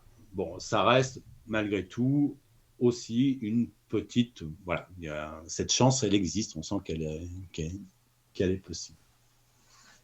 Allez, on va poursuivre en présentant le dernier de ces mégalithes, et cette fois-ci, c'est le dolmen de Champ-Vermeil. Alors, avec des photos qui ne sont pas forcément très explicites sur cette première diapo, on va passer à la suivante avec des diapos un petit peu plus anciennes. Et oui, en effet, on dit que le dolmen de Champ-Vermeil à Bidon, que c'est probablement le plus beau du département de l'Ardèche. Donc, ça, c'est quand même pas rien. C'est pas rien, parce que comme je le disais tout à l'heure, le département de l'Ardèche, c'est peut-être le département où il y a la plus forte concentration de dolmens en France, donc il y en a des milliers. Voilà. Et on dit que celui-ci, c'est peut-être le plus beau de tous. C'est un beau dolmen, quoi qu'il en soit. C'est un beau dolmen. Il est classé au monument historique, celui-ci. Voilà. Et donc, on voit qu'il a suscité l'intérêt des photographes dès le début du XXe, voire la fin du XIXe. Voilà, ensuite, avec la diapo suivante, des photos un peu plus récentes du dolmen. Une belle dalle de couverture. Et là aussi, donc, ce dolmen, naturellement, il a fait l'objet d'études depuis la fin du XIXe avec Léopold Chiron. comme on l'a évoqué pour les autres. On a des photos de lui, donc comme on l'a montré précédemment, de cette époque-là. Et on en a même une pratiquement du milieu du 19e, qui est plutôt un dessin, ici, qui nous le représente. 1860, Voilà. qui servait de refuge pour nos amis les chèvres. Ah ben, comme bien souvent, hein. Ah oui, oui, non, non, mais on a fait encore cet été quelques dolmens dans le Lot, où là, ouais, il y a toutes les petites biquettes qui sont dans le dolmen, tu vois. Les animaux s'approprient, quoi de plus naturel. Exactement. Ouais. Et puis, alors celui-ci, il a vraiment fait l'objet d'études plus poussées dans cette revue d'Ara par les archéologues d'aujourd'hui et l'archéologue dont on parlait tout à l'heure. Puisque le dolmen de Pradinas, comme celui qu'on a vu précédemment, comme il est supposé avoir été dynamité, il n'a pas fait l'objet d'études plus poussées que ça. Dans ces dimensions, il n'y a pas de plan. En tous les cas, cette revue ne présente pas de plan du dolmen de Pradinas, alors que le dolmen de Champ-Vermeil, on a un plan, si on passe sur la diapo suivante, où on voit le relevé exact de ce dolmen par les archéologues. J'ai mis en encadré rouge sur cette diapo donc les dimensions de la dalle. Les archéologues nous disent qu'elle mesure 3,50 m par 3,40 m. Donc une belle dalle là aussi, mais aussi pour montrer que les archéologues n'accordent pas beaucoup d'importance à l'aspect dimensionnel du monument. Puisqu'ils donnent des mesures ici qui sont manifestement arrondies, 3,50 m par 2,40 m. On n'est pas allé chercher plus loin. Et donc là, je présente la deuxième relation géométrique qui relie donc le dolmen de Pradinas qu'on a vu tout à l'heure avec le menhir, mais cette fois-ci avec ce dolmen de Champ-Vermeil. Et donc là, j'ai un peu tout synthétisé dans cette diapo, à la fois l'angle, c'est-à-dire qu'on va retrouver un angle de 44 degrés 35 qui est le même que celui qu'on a vu précédemment avec le menhir, entre ces deux menhirs, ces deux dolmens. Voilà. C'est le même angle, 44 degrés 35. Et là, sur le plan de la probabilité, on passe d'une chance sur 10 000 qu'on avait tout à l'heure avec une chance sur 100 millions pour qu'une telle coïncidence soit envisageable. Et ça, ce sont les mathématiques qui parlent là, ici. Et puis, surtout, c'est que la distance qui est mesurée, 1803 mètres, 77, eh ben, à nouveau, elle se traduit, elle aussi, exactement en pieds romains de 29,57 cm par 6100 pieds romains, tout rond. C'est-à-dire qu'on est sur 100 fois le nombre 61, exprimé en pieds romains. Alors, bien sûr, encore une fois, le nombre 61, bon, c'est un nombre rond, mais bon, c'est un nombre entier. C'est pas un nombre entier. Mais c'est aussi un nombre premier. J'en avais fait la remarque avec le nombre 89 précédemment. 61 est aussi un nombre premier. Donc 89 est un nombre premier, 61 est un nombre premier. D'accord. Ce sont ces nombres-là qu'on a exprimés en pieds romains sur cette organisation géométrique. Alors, premier constat. On revient donc du coup sur ces mesures de 61 et 89, ces deux nombres premiers qu'on évoquait précédemment, et donc sur ces mesures de 6100 pieds romains et 8900 pieds romains qui figurent sur chacun des deux côtés de cette organisation géométrique. Alors, sur le plan que je fais figurer là, ici, j'ai représenté donc les deux segments qu'on a vus précédemment. Je les ai reliés, puisque quand on a deux segments à l'équerre, on a vu qu'ils avaient le même angle. Donc, le fait, c'est vrai que je ne l'ai pas évoqué précédemment, mais le fait d'avoir le même angle fait qu'en fait, ils sont à angle droit. Et cet angle droit se fait sur le dolmen de Pradinas. Voilà, donc en bas, on a le menhir. Tout en haut, on a le dolmen de Champ-Vermeil. Et l'angle droit se trouve sur le dolmen de Pradinas. J'aurais pu le préciser sur ma diapo, je n'ai pas pensé. Et donc, ça constitue un triangle rectangle. Et puis, je suis allé un petit peu plus loin pour anticiper pour après, mais en géométrie, quand on a un triangle rectangle, on sait que tout triangle rectangle peut s'inscrire dans un cercle et que l'hypoténuse de ce triangle correspond au diamètre du cercle. Voilà. Tout à fait. Donc, c'est pour ça que j'ai représenté un cercle sur la photo. Bon, je reviens aux mesures. Donc, on a nos deux côtés à angle droit, 6100 pieds plus 8900 pieds. Et bien, si on fait l'addition de ces deux côtés du triangle, on obtient exactement 15 000 pieds, tout rond. Et là, ça devient intéressant, parce qu'en métrologie, 7500 pieds, c'est une lieue. Tiens donc, La lieue. une nouvelle unité de mesure, Ouais. la lieue romaine. La lieue romaine, exactement. Alors, la lieue, il faut savoir que c'est une unité de mesure qui est très, très ancienne, puisque elle était utilisée par les Gaulois ou les Celtes, et les Romains sont venus emprunter cette mesure aux Gaulois.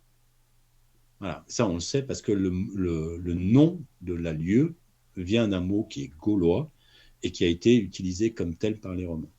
Les Romains ont utilisé cette mesure. Je rappelle quand même qu'on parle, pour les bâtisseurs de ces sites mégalithiques, de gens qui ont Oui, précédé et les Gaulois et les Romains. oui, exactement. Oui, oui, c'est vrai que je ne l'ai pas dit tout à l'heure en Mais c'est parlant de toujours bien cette de mesure. recontextualiser pour voir à quel point Et oui, c'est incroyable. On n'est pas juste dans des chiffres et certaines unités de mesure. Quand on remet en contexte, on se dit, mais c'est... c'est ça. On est bien avant l'époque romaine avec ces mégalithes, facilement 2500 ans avant.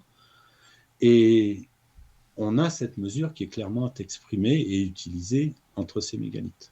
Voilà. D'ailleurs, je n'ai pas le souvenir qu'on ait déjà auparavant, sur Nuria TV en tout cas, exposé cette unité de mesure dans une émission. Alors, je l'ai dit, ma Pas mémoire dans peut le- parfois me ouais. jouer des tours, mais la lieue romaine, j'ai pas le souvenir d'en avoir entendu parler parmi les innombrables unités de mesure qu'on retrouve chez ces C'est bâtisseurs vrai que mégalithiques. mes collègues, que ce soit Howard Crowhurst, Quentin Leplat, Alan Beckett et Pierre Coucy, n'en parlent pas. Je les ai jamais entendus en parler. Alors que moi, c'est une unité de mesure que je rencontre à Mordan. Hein. Voilà, D'accord. et puis dans tout le secteur.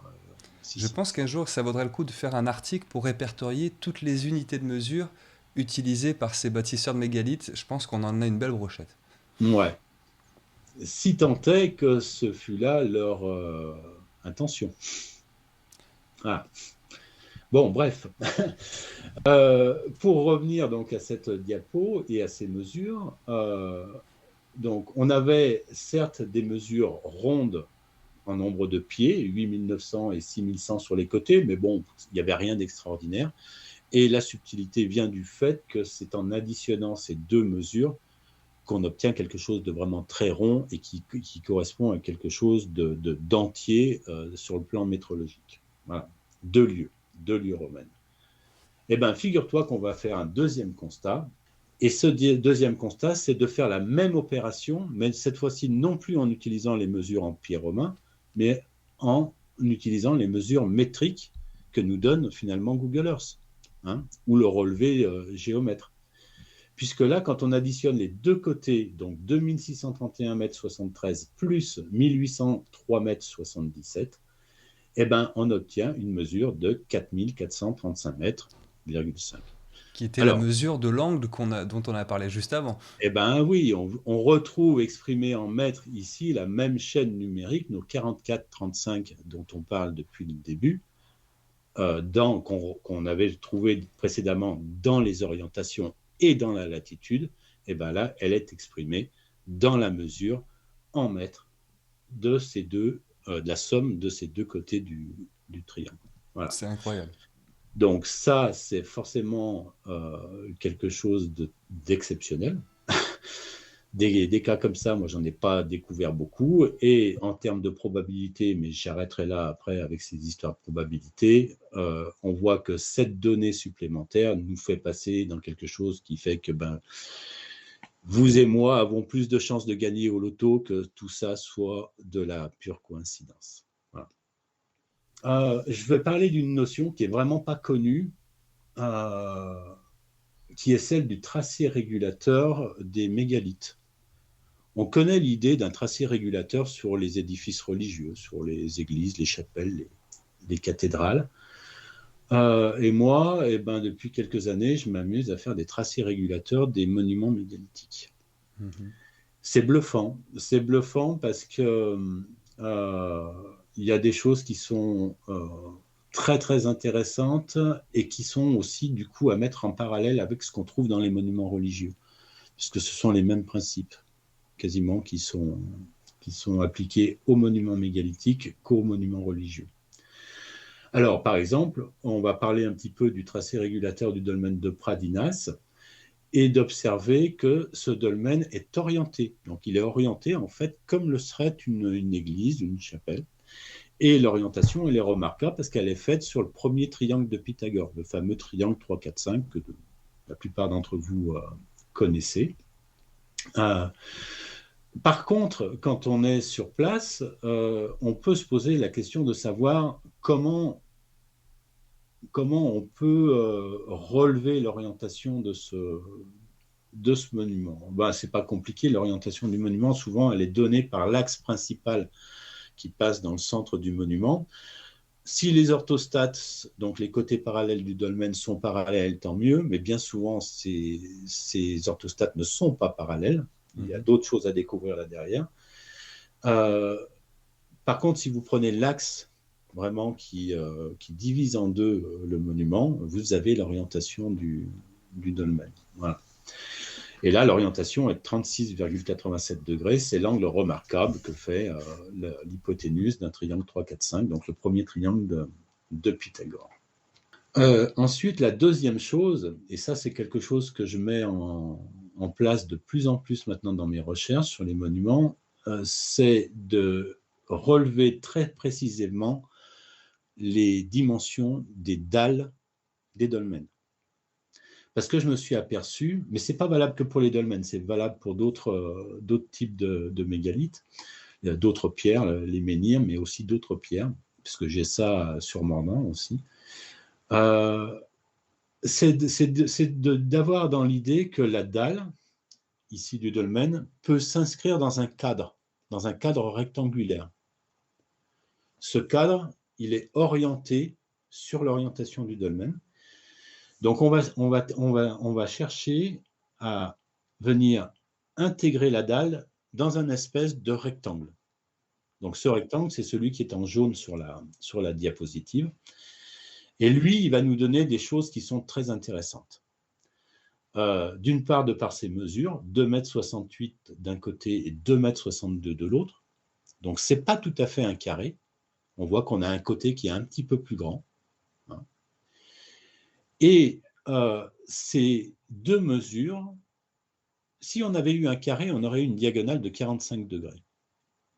Ce n'est pas le cas. Ce n'est pas tout à fait un carré. Et la diagonale, au lieu de faire 45 degrés, eh bien, elle fait 44 degrés 35. À nouveau, on a Voilà. cette suite numérique qui est exprimée.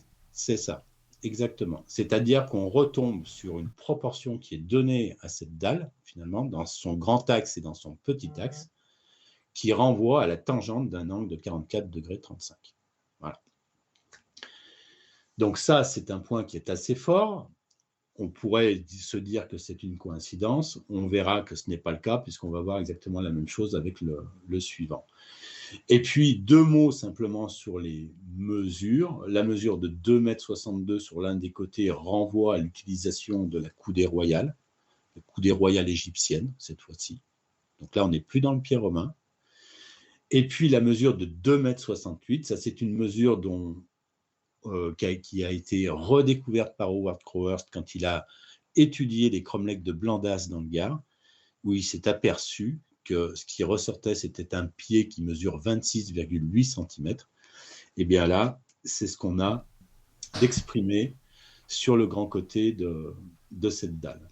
Voilà. Et ça, c'est ce qu'on appelle le pied de Pérarine. Le pied de Pérarine, puisque le cromlech le plus connu à Blandas, dans le Gard, s'appelle le cromlech de Pérarine, qui est le nom du hameau qui est juste à côté. Voilà, que j'ai encore eu l'occasion de visiter il y a quelques jours encore en arrière, même si on ne peut plus accéder. Aujourd'hui, on interdit l'accès au terrain. Voilà.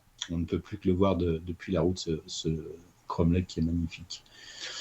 Alors, Je parle de la coudée royale de 52,4 ou 52,36 cm, hein, peu importe. Euh, le, Moi, j'aimais, depuis aussi mes premières études sur la pierre des trois évêques dans le Pilat, l'idée de l'utilisation d'un pied qui fait la moitié de la coudée royale, c'est-à-dire 26,2 cm, puisque c'est de cette manière-là que je le trouvais plutôt exprimé à la pierre des trois évêques que sous la forme d'une coudée royale. Ce qui veut dire que, grosso modo, cette dalle du dolmen de Pradinas, elle mesure 20 pieds, on pourrait dire royaux, égyptiens, et 20 pieds de Pérarine. 20 par 20. Ça aussi, c'est très intéressant parce que ce sont des mesures que l'on retrouve dans les édifices religieux. C'est-à-dire que le carré initial qui va débuter le tracé régulateur d'un édifice religieux, bien souvent mesure 20 par 20, 20 pieds par 20 pieds. Quand c'est plus grand, 20 coudées par 20 coudées. D'ailleurs, c'est ce que nous dit la Bible quand on nous parle des dimensions du temple de Salomon. Le Saint des Saints mesure 20 coudées par 20 coudées. D'accord. Cette notion de 20 par 20, moi je la retrouve beaucoup dans les constructions religieuses pour définir ce qui est le Saint des Saints. Et bien ce dolmen-là, sa dalle de couverture mesure 20 par 20, même si ce ne sont pas les mêmes unités. Tu vois, retrouve le même principe. On retrouve la même idée en tous les cas. Voilà, tout à fait.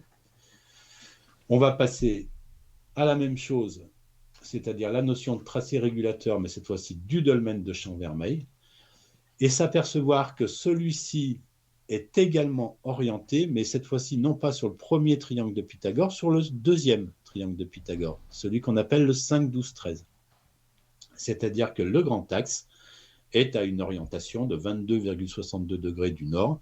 C'est l'angle remarquable de l'hypoténuse d'un triangle 5, 12, 13, donc le deuxième triangle de Pythagore. Et là aussi, ce sont, alors surtout par chez nous, hein, à une latitude de 45 degrés, on est sur une orientation, le deuxième triangle de Pythagore, c'est celui qui nous donne la relation solaire d'un coucher du soleil à Samain et un lever du soleil à Beltane. Voilà, donc des grandes dates, deux des grandes dates des fêtes celtes correspondent à cette géométrie-là. Voilà. De la même manière, notre dalle de Champ-Vermeil, moi je l'ai mesurée donc plus précisément que ce qu'en donnent les archéologues, puisque eux ils donnaient 3,50 m par 3,40 m. La réalité de ce que moi je mesure sur place, c'est 3,54 m de longueur par 3,46 m de largeur. Eh bien, rebolote, tu fais le rapport 3,46 sur 3,54, qu'est-ce que tu obtiens? Tu obtiens la tangente d'un angle à 44,35 degrés. Donc, c'est-à-dire que cette forme géométrique, et là, donc, du coup, on l'a deux fois de suite. Tu vois, la première, on peut se dire, bon, allez, c'est peut-être un petit peu poussé, c'est une coïncidence. Ça non. fait quelques fois que ce nombre Voilà. revient. Voilà. Et là, exprimé de la même manière sur le dolmen de Champ-Vermeil que pour le dolmen de Pradinas, c'est-à-dire que les proportions de ce rectangle qui englobe la dalle te donnent une diagonale à 44 degrés 35. Et c'est valable pour les deux, et c'est à nouveau l'expression de la latitude du lieu et de toutes les relations géométriques qui relient les trois monuments, le menhir et les deux dolmens. Voilà. Donc c'est très, très fort. On a autre chose qui est encore plus... alors là, je ne vais pas parler des mesures 3,46 m, 3,54 m.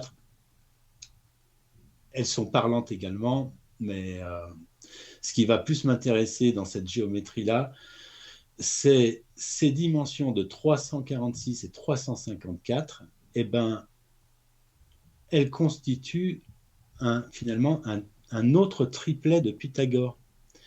Alors, un triplet de Pythagore, c'est un triangle rectangle dont tous les côtés sont en nombre entier. C'est-à-dire qu'il y a un nombre entier sur chacun des côtés. C'est pas si courant que ça, parce qu'en général, l'hypoténuse d'un triangle rectangle, c'est une racine carrée de quelque chose. Enfin, oui, pour en avoir calculé, je me rappelle des cours du collège, il fallait la calculette pour l'avoir, celle-là. Exactement. C'est pas c'est pas un vrai triangle de Pythagore qu'on a là, mais la précision, elle est remarquable parce que la valeur de 495 qui constitue cette hypoténuse, c'est 495,0. Il y a au moins 2 zéros après. Donc, on est Mhm. vraiment Au sur une millième. très, très bonne approche. Et en utilisant ces mesures-là, 3,46 m par 3,54 m, on tombe sur un triplet de Pythagore. Alors ça, bien sûr, je suis incapable de dire si ça a été voulu, j'en sais rien. Je ne sais pas. Par contre, ce que je constate, et ça, bon, je ne vais pas lire tout ce que j'ai écrit sur la partie droite de la diapo, mais cette fois-ci, si tu fais la somme des trois côtés de ce triangle rectangle, celui qui est en violet là, ici, eh ben, il mesure 44,35 pieds de Perrarine. Allez. Voilà. C'est... Voilà. C'est avec une précision de 99,99% comme je le donne là. Je commence à comprendre pourquoi tu m'as dit que ces mégalithes de bidon étaient la synthèse parfaite de tout ce qu'il y avait à découvrir sur les mégalithes, en tout cas C'est ça. de tout ce que les mégalithes étaient à même de démontrer sur les connaissances Ouais. de l'époque. C'est... Ouais, et puis c'est encore une fois sur de nombreux domaines, finalement, l'étude de ce cas-là, de ces mégalithes de bidon, m'a ouvert des portes. Donc, on a parlé de l'aspect énergétique tout à l'heure, mais m'amène aujourd'hui aussi dans mes recherches à de plus en plus finalement prêter beaucoup d'attention aux mesures exactes de ces monuments, de ces pierres. Et Mhm. donc c'est ce que je fais maintenant à Mornan. Et on fait ça avec les outils qui nous permettent d'avoir une précision extrême, c'est-à-dire des relevés géodésiques au centimètre près par des géomètres, des scans 3D des monuments en question qui nous permettent de les étudier en vue de dessus, comme si c'était une vue en plan. Ouais. Voilà, et c'est ce qui me permet de dire que ce que je montre là, avec par exemple ces deux dolmens de l'Ardèche, c'est tout autant valable avec mon menhir déesse de Mornan. C'est-à-dire que cette grosse boule, cette belle déesse, cette belle La pierre déesse mégalithique de Mornan dont on a dont on a parlé déjà souvent, parlé, donc ouais. les auditeurs qui ne la connaissent pas pourront se référer aux précédentes émissions. Et ben quand vous la regardez de dessus, elle s'inscrit dans un cadre. D'accord. Ce, On ce retrouve les cadre mêmes principes. ce cadre, il est orienté. Ce cadre, il a des mesures qui sont extrêmement pertinentes. Enfin, voilà, vous avez ça. Vous avez ça. Et donc maintenant, que ce soit l'approche énergétique ou que ce soit cette approche de tracé régulateur lié à des mégalithes, j'essaye de la mettre en application à chaque fois. C'est Voilà. incroyable parce que plus on avance et plus je découvre tes travaux, ceux d'autres, mais les tiens en particulier, plus il y a des couches qui se C'est rajoutent. ça. Et quand tout à l'heure je disais c'est vertigineux, ça l'est réellement. C'est-à-dire que au bout d'un moment, ça devient même assez invraisemblable C'est ça. ouais, et pourtant on voit bien qu'il n'y a pas de hasard dans tout ça. Ça devient Non. invraisemblable le nombre de clins d'œil. Je ne sais pas si on peut appeler ça des clins d'œil parce que ça va beaucoup plus loin, mais en tout cas, tout ce qui est exprimé dans ces mégalithes-là, c'est incroyable. Ouais. Alors, c'est vrai que c'est intéressant d'en parler de ça parce que ce que je montre là, mes collègues ne le montrent pas, hein, que ce soit Howard, Quentin et puis les autres, c'est pareil. Ils vont pas jusque-là pour l'instant. Euh, et ce qu'ils présentent, et ce que je présentais aussi jusqu'à présent, c'est déjà, voilà, c'est déjà extrêmement critiqué par le regard scientifique, Oui, hein, qui je tout sais de que suite va la descendre le doxa fait un rideau en blocage. disant déjà tirer une ligne et dire qu'entre deux monuments, il y a une relation géométrique remarquable. Arrêtez de nous prendre pour des zinzins, tu vois. Donc si on va encore jusque-là, c'est pire. C'est pire. J'en ai bien conscience, même s'il faut avouer, je me permets de le dire, que c'est une position académique assez ridicule de nier tout ce que vous prouvez, tous les quatre, tous les cinq, et voire d'autres chercheurs que je ne connais pas encore, de le nier en bloc. Alors on peut revenir sur certains éléments, et sur la probabilité que ça soit voulu ou pas. Je veux bien qu'on chipote sur quelques éléments, mais nier tout ça en bloc me semble d'un ridicule On, assez absolu. on peut, et là, moi, je suis très ouvert à ça, critiquer et débattre des interprétations qui sont données à tout ça. On ne peut pas critiquer l'objet factuel, c'est-à-dire le fait que ces choses-là sont observables. On le fait de manière de plus en plus rigoureuse, hein, comme je le disais, avec C'est aujourd'hui des ça. techniques qui nous permettent d'être extrêmement précises. Donc moi, je suis très à l'aise dans mes baskets. Hein, si tu veux, s'il y en a un qui me rentre dedans, hein, demain, je peux, Je- je peux tu- aller tu- toquer à sa porte. Hein, tu vois, y a pas de problème on peut là-dessus. lancer une Par contre, discussion. par contre, il va pouvoir remettre en question les interprétations que je donne à tout ça. Et ça, bien sûr. Voilà, parce que Ça c'est finalement ce c'est le qui jeu de la pose recherche. le plus de difficultés. Et pour être très clair et très honnête, ça en pose autant à moi. C'est-à-dire comment on peut montrer des choses comme ça, euh, comment on peut montrer un tracé régulateur d'un monument mégalithique, etc., qui date de 3000 ans avant Jésus-Christ. Voilà. Bon. Et si on ajoute Euh, à ça toutes les dimensions abordées, ne serait-ce qu'à travers cette émission, dimension énergétique, etc. oui, alors c'est là où les choses par rapport à l'aspect énergétique sont très intéressantes parce que autant on peut avoir des difficultés sur l'idée d'arpentage à l'époque de la préhistoire, donc l'intention humaine, autant on peut aussi avoir les mêmes craintes vis-à-vis de l'invisible, hein, mais quand on s'intéresse à l'aspect énergétique, on s'aperçoit que cet aspect-là va permettre d'expliquer beaucoup de choses. Et y compris ce que je montre là, c'est-à-dire y compris ces tracés régulateurs. Voilà. C'est-à-dire qu'à un moment donné, aujourd'hui, moi, je me positionne dans l'idée que peut-être que l'homme n'y est pour rien. Et, et qu'on revient à ce que je te disais tout à l'heure dans l'émission, que la nature s'exprime, son C'est ça. langage, c'est les mathématiques et la C'est ça. géométrie, et que du coup, il est normal que si intuitivement l'homme a ressenti certaines choses, il les ait reportées sur le terrain et que ça s'exprime d'un point de vue mathématique et Tout à fait. géométrique. Tout à C'est fait. une théorie qui est assez passionnante. Ce qu'a démontré depuis déjà longtemps Quentin Leplat, et puis Howard en avait aussi bien déblayé le terrain à ce niveau-là, c'est que la plupart des unités de mesure qu'on utilise et qu'on trouve dans le mégalithisme sont des mesures qui sont directement issues des dimensions de la Terre. C'est la Terre qui est comme ça. Voilà, c'est comme ça. Ce sont des portions remarquables des dimensions même de notre planète.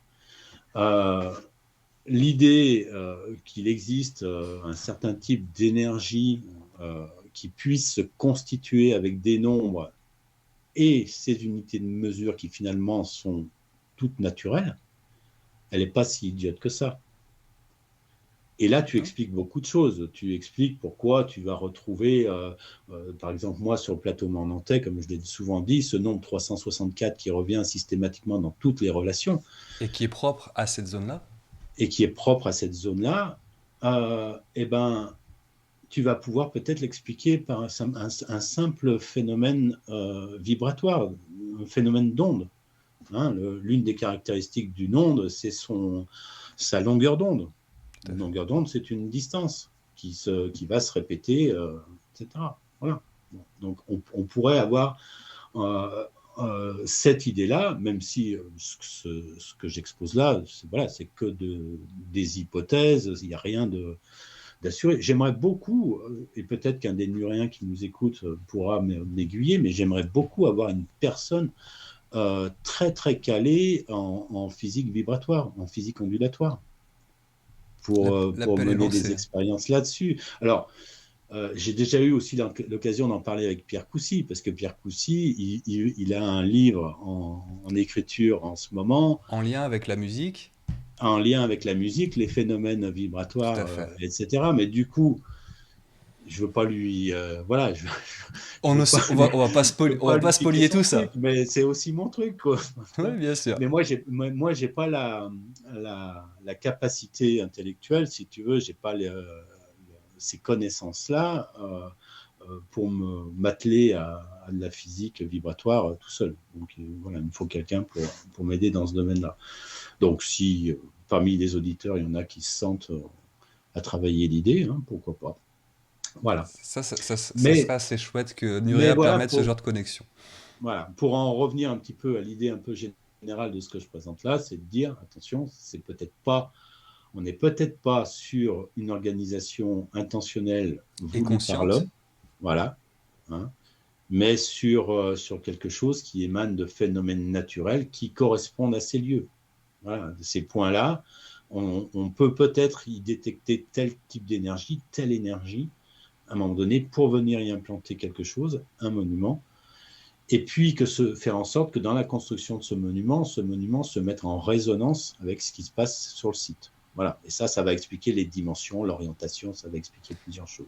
Tu sais, Voilà. ce qui serait passionnant et qui pourrait peut-être permettre d'y voir plus clair sur cette théorie que tu avances, et qui, moi, me parle beaucoup en tout cas. On a parlé encore d'une fois, je reviens dessus, moi je suis un peu idée fixe d'acupuncture, et peut-être que ce serait intéressant sur le corps humain, par rapport aux points énergétiques en médecine chinoise ou ce genre de choses, de faire des mesures et de voir les rapports qu'on retrouve Ouais. entre différents points remarquables de notre système énergétique, en médecine chinoise notamment, pour voir si là aussi on retrouve des rapports remarquables et une certaine géométrie exprimée aussi sur le corps humain qui, de même que la Terre ou qu'une fleur ou un coquillage dans lequel on va retrouver la suite de Fibonacci ou le Et nombre bien d'or, sûr. va exprimer des géométries Et oui. et des mathématiques remarquables.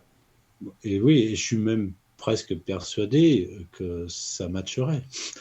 Je suis presque persuadé qu'effectivement, si, alors peut-être que ça a été fait, hein, ça je ne connais pas du tout cette discipline-là, mais euh, l'idée première, moi, qui me vient quand tu me parles de ça, c'est de me dire que si on revient sur la discipline de la métrologie, qu'est-ce qui a été fait à un moment donné? C'est de dire, ben voilà, un pied, c'est le pied de l'homme, la coudée, c'est cette distance-là, l'empan, c'est ça, la paume, le doigt. À un moment donné, on a calqué la métrologie sur le corps humain, Mhm. parce que le corps humain présente ses analogies avec ces mesures qui émanent des dimensions de la Terre. Voilà. Et Oui, sur l'organisation de la métrologie en tant que telle. Pourquoi pas? ça en fait des pistes ouvertes, mais Ouais, c'est ça en fait. fascinant, c'est Ouais. fascinant. Allez, j'en arrive à la diapo suivante qui est le troisième constat. C'est que notre triangle qui relie donc nos trois monuments, le menhir et les deux dolmens, donc avec un côté à 61 et un côté à 89, eh ben, constitue en soi aussi presque un triplet de Pythagore. À nouveau. Voilà. On est avec une théorie qui voudrait que l'hypoténuse mesure 107,9. Donc, on est très proche du nombre 108 aussi. Bon, on n'est pas très très proche, mais on est quand même proche de ce nombre 108. Et donc, on pourrait envisager que l'idée était d'avoir un triangle rectangle avec deux côtés à 61 et 89 et un hypoténuse à 108. 108 est un nombre extrêmement important et intéressant, et notamment dans ce qu'on peut connaître de la science des druides. Ce nombre-là, puis on le retrouve aussi dans d'autres traditions en Inde, etc. Voilà, c'est un nombre qui est extrêmement présent dans plusieurs cultures. Je ne vais pas rentrer dans cette symbolique-là. Moi, ce qui va surtout m'intéresser dans une configuration géométrique triangle-rectangle avec un hypoténuse à 108, c'est que tout de suite, pour moi, on nous représente la Terre. Alors forcément, toi, tu ne le vois pas comme ça. Moi, tout de suite, non, j'ai pas vu ça Tu, dans les nombres, mais Non, je suis tu le sûr que tu vois vas pas nous parce qu'il expliquer faut, pourquoi. il faut avoir étudié plusieurs exemples similaires pour savoir que euh, la Terre, donc si on ramène la Terre à un cercle, euh, si on exprime à un moment donné son diamètre avec le nombre 108, enfin, je vais prendre les choses dans l'autre sens. Si je dessine un cercle dont le diamètre à un moment donné peut s'exprimer avec le nombre 108, on est sur une référence aux dimensions de la Terre. On est sur une espèce de mise à l'échelle de la D'accord. Terre, puisque le diamètre de la Terre euh, inclut ce nombre 108, et donc je vais l'expliquer tout de suite après, mais je crois que j'ai une diapo qui est un petit peu lourde quand même à passer avant. Voilà, il y a pas mal de choses dans cette diapo, la suivante, qui consiste à vouloir justement calculer de manière théorique l'hypoténuse de ce triangle rectangle, puisqu'on a mesuré avec Google Earth deux côtés, les deux côtés à angle droit, le 61 et le 89. Et ben le théorème de Pythagore, alors je mets entre parenthèses encore lui, bien sûr, a au carré plus b au carré nous donne c au carré de l'hypoténuse. Ça, c'est le théorème de Pythagore qui nous permet de calculer les côtés d'un triangle rectangle quand on en connaît deux.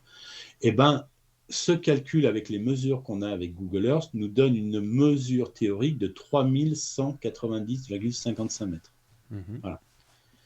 Eh bien, quand on mesure avec Google Earth la dimension, la longueur qui sépare le dolmen de Champ-Vermeil du menhir, c'est-à-dire cette hypoténuse, c'est pas ce qu'on obtient. On n'obtient pas cette valeur théorique d'un triangle rectangle. On obtient une mesure de 3183, et des brouettes. Donc, on a 7 mètres de moins que la valeur théorique. Parce qu'un autre paramètre est pris en compte.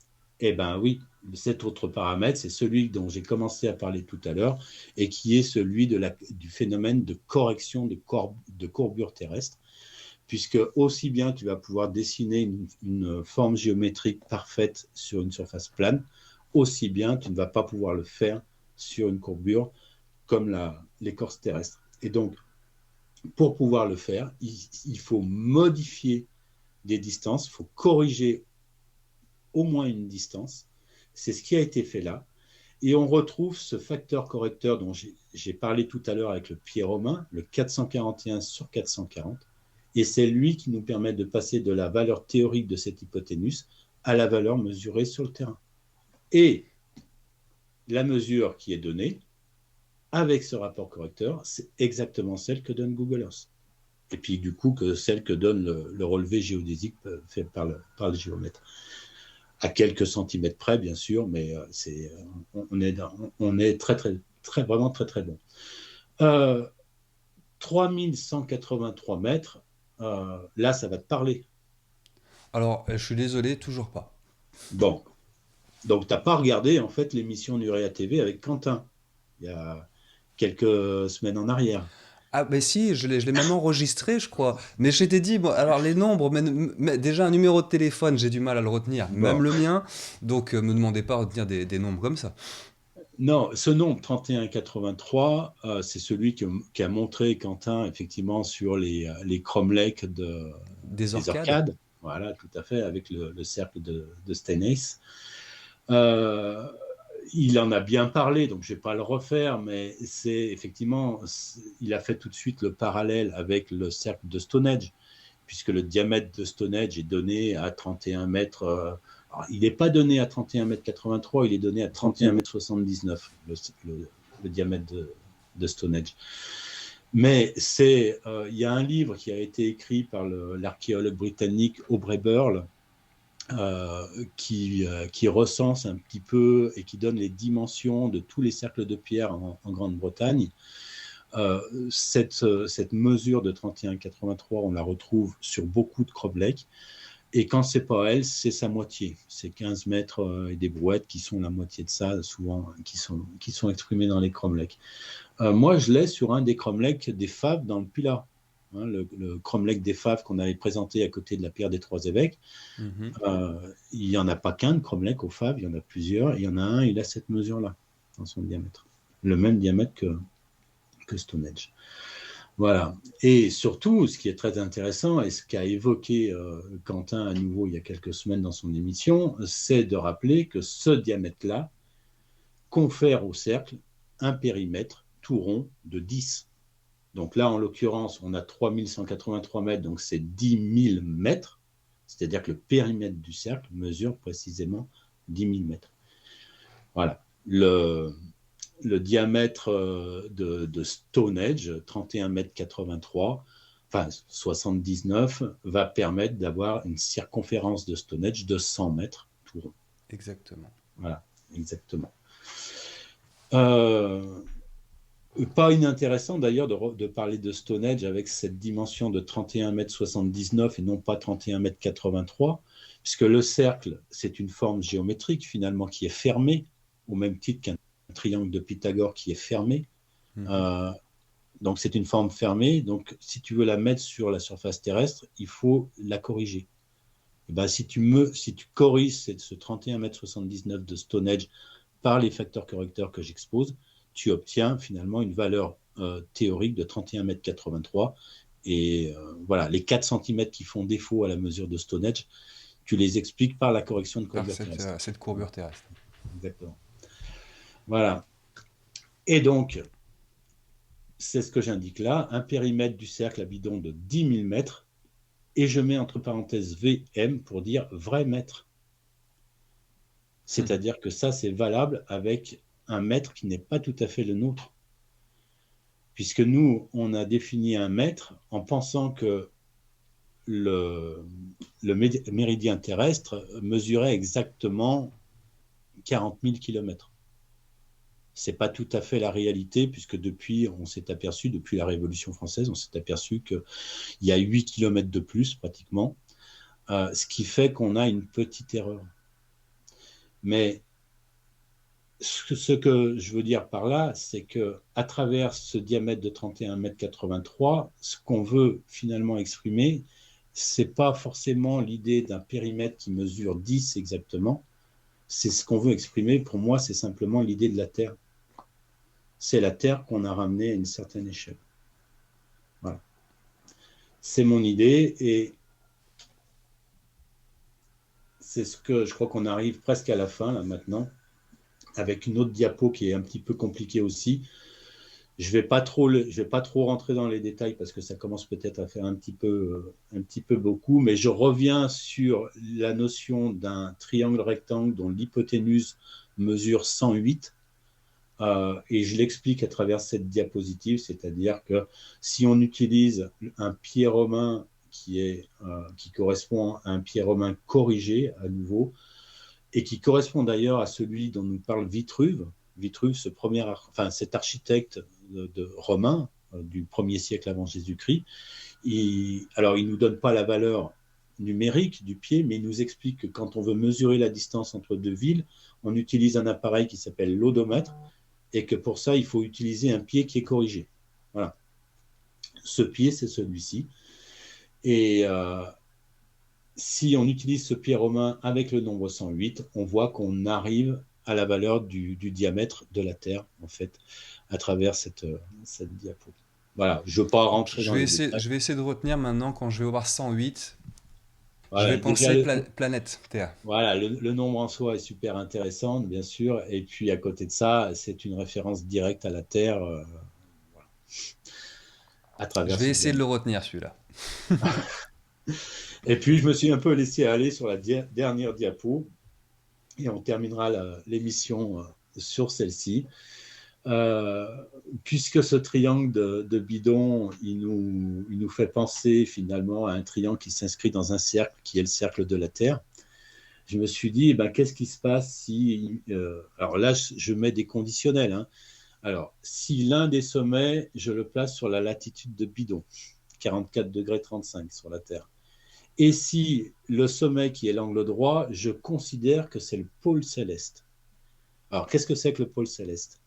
Le pôle céleste, c'est la verticale de ce qu'on appelle le plan de l'écliptique. Le plan de l'écliptique, c'est le plan sur lequel toutes les planètes du système solaire tournent autour du Soleil. Donc, qui n'est pas le plan qui n'est pas l'axe autour de laquelle tourne la Tourne la Terre. Terre, non. On est sur un plan Voilà. qui est plus global à l'échelle du cosmos. C'est ça, à l'échelle du système solaire. Voilà, soyons raisonnables. Tout de suite, les grands mots, Guillaume. Voilà. Et du coup, comme tu viens de le faire remarquer, la Terre, ce n'est pas l'axe de la Terre, puisque l'axe qui passe par les pôles de la Terre est incliné. Il n'est pas à la verticale, il n'est pas sur le pôle céleste, il n'est pas perpendiculaire, l'axe de la Terre, à l'écliptique. C'est une des caractéristiques de la Terre aussi, par rapport à d'autres planètes du système solaire. Et ça, il y a des théories qui disent que c'est lié justement à ce fameux impact qui aurait touché la Terre à un moment donné, qui aurait pu même créer la Lune et qui aurait fait dévier l'axe de polarité, des pôles de la Terre, son axe de rotation. Et c'est ce qu'on appelle l'obliquité. Donc, cet angle qui sépare notre pôle nord du pôle céleste, l'obliquité. Cet angle, il se trouve qu'il est également régi par un cycle très très long. C'est un des plus longs cycles astronomiques que subit notre planète, 41 000 ans. C'est-à-dire que cet axe des pôles de la Terre, il va bouger sur une durée de 41 000 ans. Donc il va bouger, il va revenir comme un espèce de balancier sur une période de 41 000 ans, donc une période qui est très très très très longue, ce qui fait que l'obliquité de la Terre, elle se situe entre un angle de 21,98 et 24,60 dans ses maximums sur cette période de 41 000 ans. Voilà. Bon, j'ai fait un petit essai, un petit calcul pour voir, puisque cette géométrie avec ce triangle de bidon nous donnerait une obliquité de 23,41 degrés. Et en regardant à peu près à quelle période de notre histoire cet angle était exact en termes d'obliquité de la Terre, c'est une période qui nous renvoie à une période qui n'est pas inintéressante pour le sud d'Ardèche, 17 500 ans, on va dire, qui était celle où on peignait de magnifiques peintures dans les grottes de ce secteur-là. Voilà. Ce que sous-entend la démonstration que tu viens de nous montrer, cette hypothèse, arrête-moi si je me trompe et que je n'ai pas du tout compris cette séquence-là, c'est qu'en gros, ces mégalithes nous renvoient à une période astrologique Oui, de 17 000 ans, voilà, qui correspondra à l'époque où ils ont été bâtis, voilà. et qui Mais rendrait contemporain les voilà, peintures rupestres du Paléolithique à ces mégalithes censés appartenir au Néolithique. c'est ça, c'est ça. Mais alors là, je le dis clairement et très clairement, je me suis lâché là. C'est bien de le préciser, Dans mais cette ça ouvre interprétation, encore une nouvelle interrogation. j'ai mis, alors c'est un petit clin d'œil très, très sympathique. Hein. J'ai dit pour le coup, on est à bidon, allez, on va quand même mettre une diapo où on va pouvoir dire là c'est du bidonnage caractérisé et bien sûr c'est un clin d'œil. Sympathique à nouveau. Bien sûr, ce que j'expose là avec cette dernière diapo, on est, comme j'ai dit, sur plein de conditionnels, on est sur plein de choses.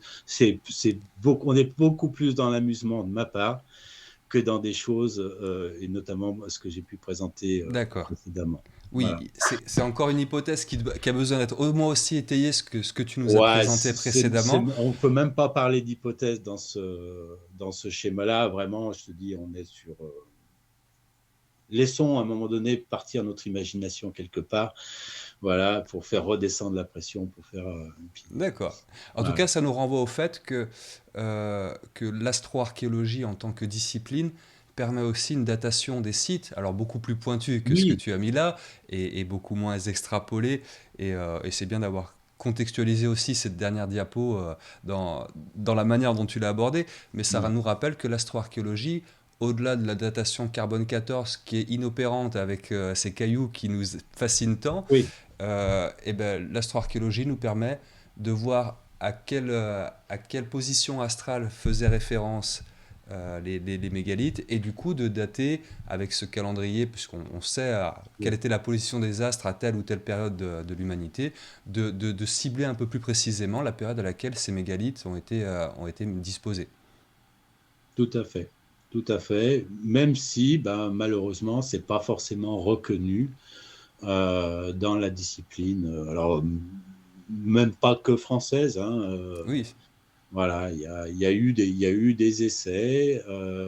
Les archéologues l'observent malgré tout dans des cas où c'est vraiment parlant. Ils vont pouvoir dire, ben oui, là, on est sur vraiment un axe qui correspond à un solstice ou un équinoxe parce que voilà, ça match. Mais c'est vrai que depuis le professeur Thom, donc, il y a le fameux inventaire du yard mégalithique, hein, la personne qui a découvert le yard mégalithique dans les années 1950, depuis lui, qui a fait un gros travail également sur l'archéoastronomie, ben, voilà, l'archéologie officielle, elle est restée très très frileuse par rapport à ça, parce que je pense qu'essentiellement c'est une histoire de compétences. Il y a eu en Grande-Bretagne pourtant un grand archéologue, Clive Ruggles, qui a été chargé officiellement d'étudier cette question-là, D'accord. d'étudier ce qu'avait fait le professeur Tom. Et puis malheureusement, ses conclusions sont de dire que il trouve pas pareil que le professeur Tom, quoi. Voilà. Donc c'est un peu ce qui a mis le bas justement à toutes les théories du professeur Tom. Ce qui est bien dommage parce qu'on s'aperçoit plutôt que cet archéologue-là n'avait pas forcément toutes les compétences et donc les capacités pour être réellement efficace en la matière. D'accord. Voilà. Voilà, il faut savoir que le professeur Tom, quand il a commencé dans les années 1950 à faire ses démonstrations, que ce soit sur le yard mégalithique, mais sur l'archéoastronomie en méthode de datation, il s'est fait rentrer dedans pour les datations parce qu'on était précisément au moment où on commençait à découvrir le carbone 14 et à faire les premières datations au carbone 14. Et les datations qu'on faisait au carbone 14 ne corroboraient pas les données du professeur Tom. Lui, il était plus ancien que ce que donnait le carbone 14. Voilà. Et donc, il s'est fait rentrer dedans de suite par les archéologues en disant non, attendez, aujourd'hui, on a le carbone 14, il nous donne ça, vous nous donnez des dates qui ne sont pas les mêmes. Voilà. Sachant encore une Jusqu'au fois. jour, Oui. jusqu'au jour où l'archéologie s'est aperçue que ces calculs pour ces périodes anciennes de la préhistoire, ou même récentes pour le mégalithisme, n'étaient pas bonnes. Et c'est pour ça qu'on a dans les vieux rapports de fouilles de ces années-là, on a des datations carbone 14 et à côté, tu as des datations carbone 14 corrigées. Parce qu'on s'est aperçu que finalement, les premières qu'on utilisait, on n'était pas dans les clous. Et ben, tu sais quoi, c'est que les deuxièmes, c'est les mêmes Elle, que celles que elle donnait le professeur Tom. correspondait. Voilà. Voilà. En, Bon, enfin, tout ça pour te en dire qu'à un rappelant moment rapidement au donné, passage, juste que le carbone 14 a besoin d'éléments organiques bien sûr, pour fonctionner. Donc, si quelqu'un c'est a fait un feu de bois à côté d'un... Demain, je vais dans le Pilat, je fais un feu de ça. bois à côté de C'est la ça. déesse de Mornan. Dans 1000 ans, on pensera que la déesse de Mornan a été érigée en 2022, suivant la datation carbone 14. On voit bien les limites de cette méthode-là. C'est ça. Voilà. Voilà, écoute, j'irai pas plus loin. Eh ben, c'est déjà énorme. J'espère que vous allez prendre le temps, les Nuréens, de revisionner une seconde fois, si besoin, cette émission, parce qu'il y avait encore énormément de données. Comme à chacune de tes présentations sur Nurea, Eric, c'est assez bluffant. Ce soir, il y a pas mal de choses qui ont fait tilt dans ma tête, et ça, c'est toujours assez enrichissant. Donc, Bon, un grand merci pour cette nouvelle présentation. Et puis, je pense qu'on peut d'ores et déjà prendre rendez-vous. Peut-être qu'on se reverra avant, mais en tout cas, on va attendre la sortie du tome numéro ouais, 3 qui sort après le numéro 4. Vous aurez compris tout ça en début d'émission. On va suivre avec attention et je suis impatient de t'accueillir à nouveau pour parler à nouveau de ces petits cailloux qui nous fascinent tant. allez, écoute, ça marche. Je te remercie bien, comme toujours. Et puis, je dis bonsoir à tous les Nuréens et les Nuréennes. À très bientôt. Ciao, Merci ciao. Eric. Les Nuréens, merci à vous d'avoir suivi cette émission qui, je vous le rappelle, n'était pas en direct. J'espère que vous avez tout de même passé une bonne soirée en notre compagnie. Je vous rappelle également que si cette vidéo vous a plu, n'hésitez pas à partager le lien sur les réseaux sociaux, à partager ça un peu à droite et à gauche et à faire découvrir ces thématiques-là au plus grand nombre. Et puis si l'émission vous a plu, n'hésitez pas aussi à mettre un petit pouce en l'air, ça permettra à ce que la vidéo soit mieux référencée sur la toile. Voilà, sur ce, je vous souhaite une bonne fin de soirée, prenez soin de vous, et puis n'oubliez pas, gardez les pieds sur terre et la tête dans les étoiles. À très bientôt, ciao!